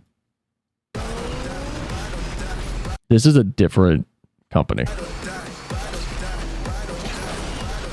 This is a different game.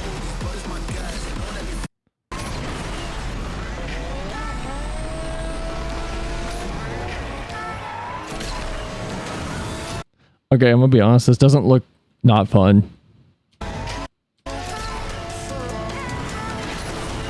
This doesn't look not fun. This feels like some split second. What's the word? Inspired burnout mess of a game. It looks like fun, goofy arcade game. Good for a mobile game. It's really weird. I wouldn't mind this on an arcade cabinet. It'd be fun. The music isn't terrible either. The music's not bad. It's kind of generic, but it's not bad. Would you pay $6 for this? The one time? No. I pay like 3 or 4. I pay 3 or 4, honestly. Like, that's about my limit, though. But it's not bad. Like, this looks fun. I feel like it needs more chaos. It feels like they can't do the chaos they want because it is a mobile game. I feel like you need like 70 cars on this track. You need people going fucking crazy. Anyway, back to like 2008 was crazy for games. That's insane. That's actually ridiculous. There's so many cool games.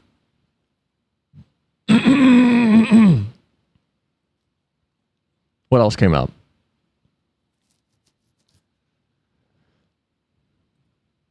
You know, it would be fun to do a, ooh, that would be fun. Okay, you know what? This would take me a lot of time to set up. But it would be really fun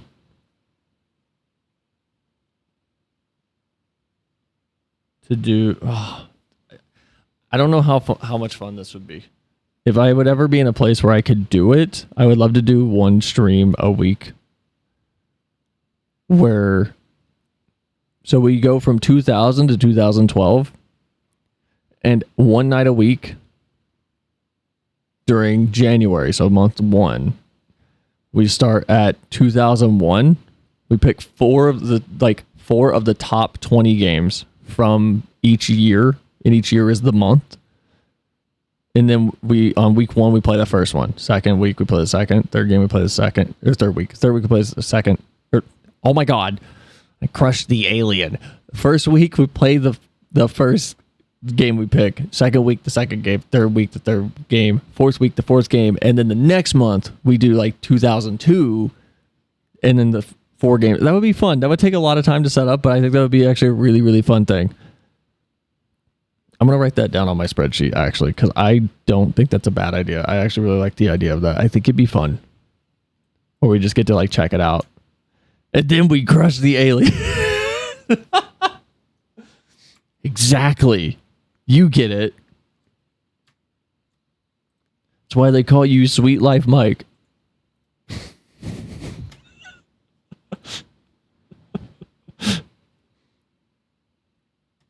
Hold on. Stream ideas. Should I show you guys my stream ideas thing that I have, and you can see exactly how much shit I have not done that I put on here? Fucking, I got Zort, Donkey Kong 64, Fatal Frame 1, 2, 3, and 4, Rule of Rose, Demo Night from Future Games. I don't even know what that is. I didn't even put a link on this. I have no idea what the fuck that is. Phantom Blade Zero, Kinitsugami, Tormented Souls, Bug Fables, Resident Evil 5 with Rich, Jimmy Neutron Game, Time Splitters once the PC decompilation is fully out, Blinks the Time Sweeper with Rich, Hildebrand replay through, Rich and me, and then RuneScape stream with Rich, maybe other. Like half of these say need a commitment date. Hold on, I'm going to put this on my thing. Insert row.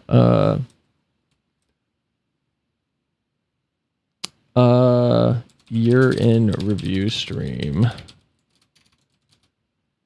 Months 1 through 12 represent each year from 2001 to 2012. Pick 4 of the top games each year. Play 1 game per week in that year's month. Okay. That would be a long stream commitment, but I think it would be really fun. So that's going to be an idea. Call it, that's what I call gaming. It will stay on my spreadsheet. That's an idea that's going to be I need to get to a place where I can have the time to do it. And that'll be a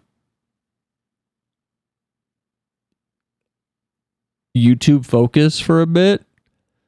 See what I can do with the channel over there based on like the current project I'm working on and the other projects I want to do after that one. And if I have stream time because of said projects, then I fully can commit to an idea like that. Because I think it would be fun to have a year-long stream that's like a proper show that we do. That's just hey, this week is this game, next week is going to be this game, next week will be this game, next week will be this game, and then we're going to go through 2002 at the end of that first, or the last game for 2001, and we're going to pick 4 more, and we're going to see what we do. So I think that'll be fun. Fucking Kirby Superstar Ultra, Secret Agent Clank, man. Slumber Party Slaughterhouse. Hold on, that sounds so familiar. Why do I recognize this? I don't recognize this. I don't know what I'm thinking about. Is this like porn?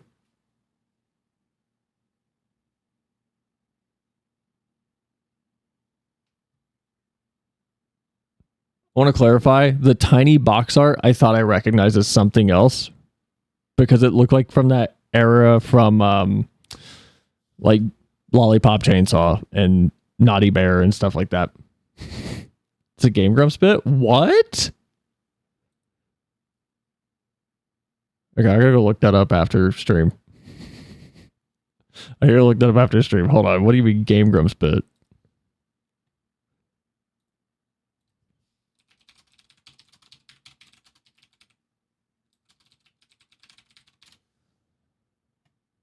Is it really?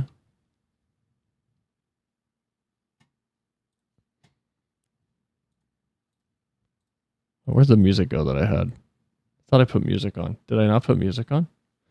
I thought I put music on. Moshi Monsters? But I do remember the Game Grumps bit. Slumber Party Slaughterhouse, and it just being a regular Slumber Party. Bro, Wrath of the Lich King came out in 2008. Spore fucking came out. Mountain Blade 1. Grid.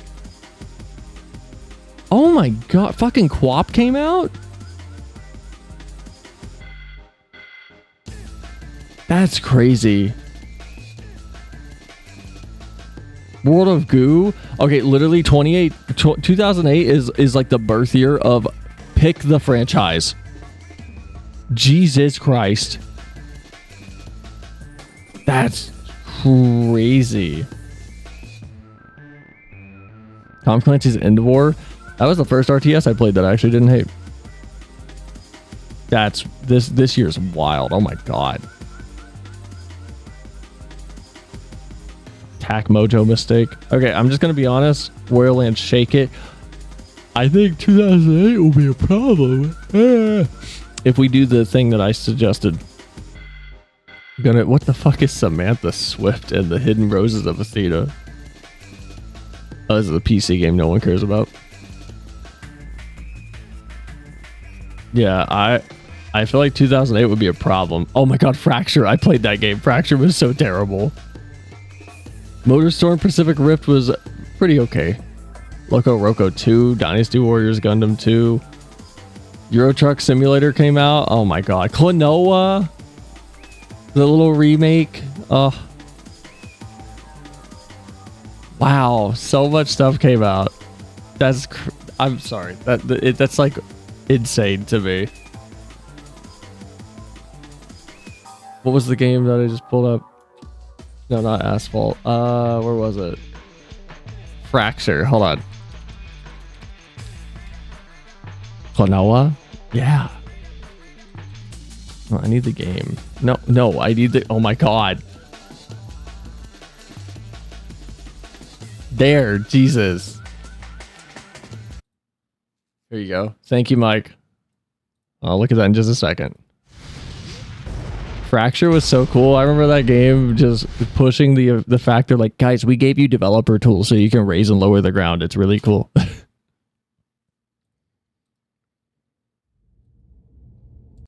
It's a LucasArts game? Wow. In the 22nd century, the human race finally had to pay the bill for our neglect of the environment. That's a short century. Thousands died, and those that lived were forced to adapt. The human race chose two different paths in order to survive, and the definition of what it meant to be human was put to the test.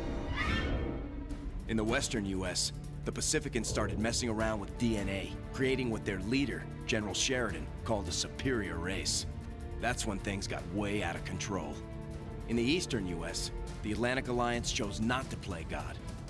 We developed cybernetics for a better way of life. They're the ones who saved my life, taught me how to fight. Now, I fight to stop the Pacifican Army from destroying mankind. God, this game is generic as hell. A sneak attack by Pacifican forces in San Francisco is declared an act of war. Now we go live to the White House. My fellow Americans, today's shocking attack in San Francisco has left me no choice but to declare war. At this very moment, Alliance troops, armed with advanced terrain-deforming weapons... Yeah, there it is! There's a stupid, like, make a hill gun. Armed with advanced terrain-deforming... Oh my god. Oh my god, this stupid make a hill gun was so cool. ...weaponry are being deployed to defeat General Sheridan and his renegade Pacifican Army. The risks are high, but the stakes have... I'm sorry, Fracture had such a cool little mechanic. It was so much fun to just like, oh no, there's a person over there, boop, hill, or like, oh no, there's 3 people over there, make a hole for them to fall into. It was fun. We are fighting for our country, our freedom, and the very survival of humanity. The only acceptable outcome is victory. Let's show them what we got. I don't know if I've ever decided to play it again. I'll probably do that.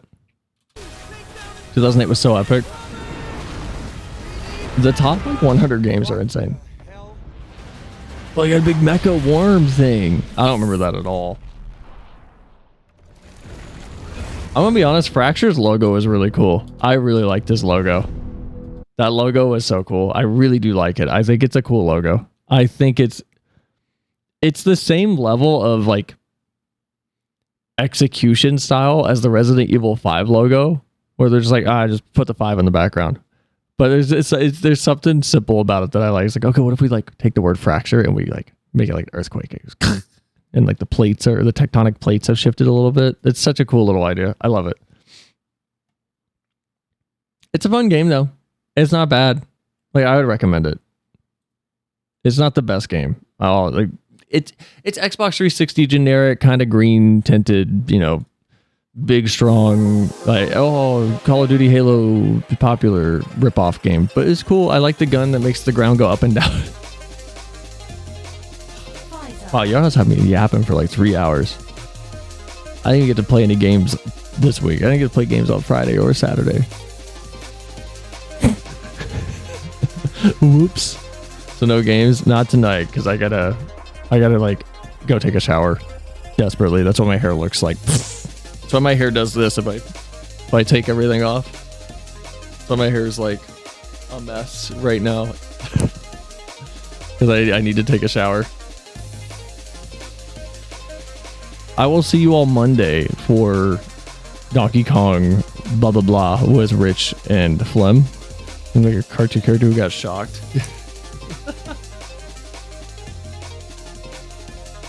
just like the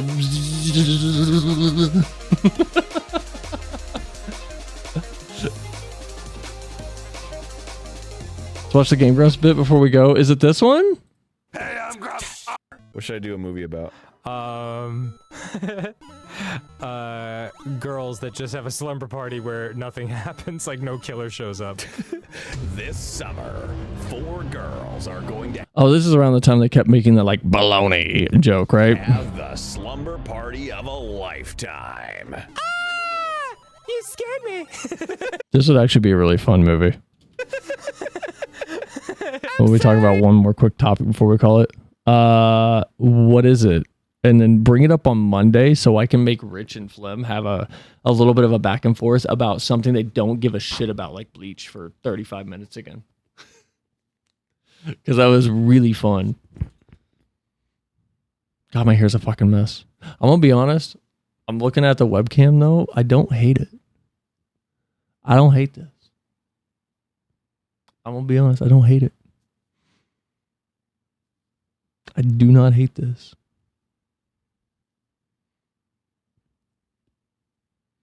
Make Flem and Rich fight over the topic. I uploaded a video of an interesting robot made in 1939. Can you like yell at me at the start of the next stream though, and we'll pull it up. Even if it's not interesting, dude, we can make conversation out of it. I didn't mean. I copy and pasted it. Keep it. DM it to me on Discord. And if I don't remember, because I'm just gonna be honest, if I write it down, dude, I'm still gonna forget it. My brain, as soon as I hit like go live, I like Men in Black myself and my brain's very weird. I'll do it now. Thank you. I would watch this. I would watch this, honestly. Really heating up It would be funny. It's a very scary movie.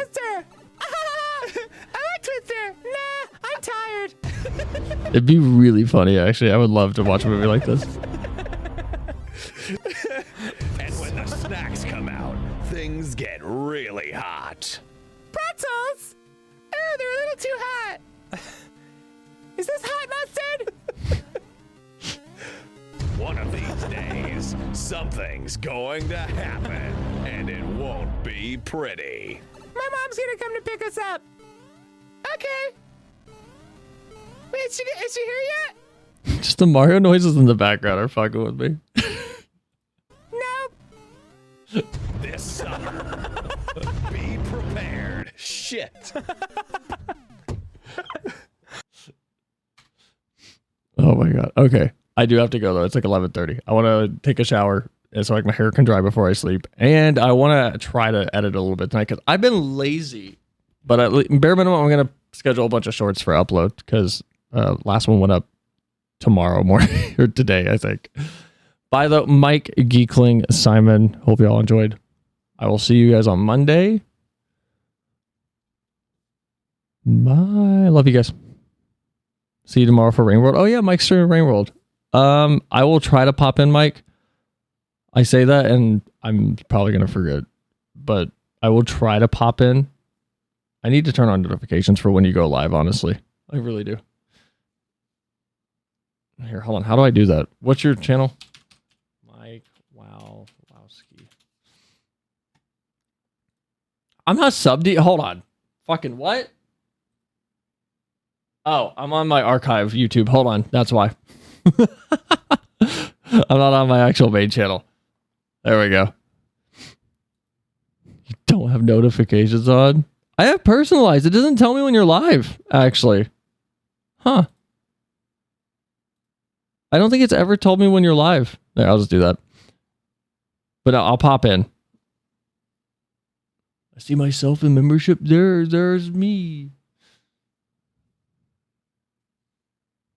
I was talking about me. I wasn't trying to make it sound like that's how you sounded. Betrayal. I was on my archive channel. I wasn't on this one. Bye there, guys. Appreciate y'all. Stay safe. See y'all Monday. If I don't see you Monday, I'll see you Friday. If I don't see you Friday, I'll see you Saturday. I promise Friday and Saturday we will play Pragmata and Fatal Frame. Like, genuinely promise. I will make sure to hard stop. Like, hey, Yap is hard cut at like 10:30. So we have at least 10:30 to 11:30 to play video game. Bye-bye, though. Goodbye. Go play Fracture. It's really good. Okay, I keep clicking stop stream and it never fucking works. What?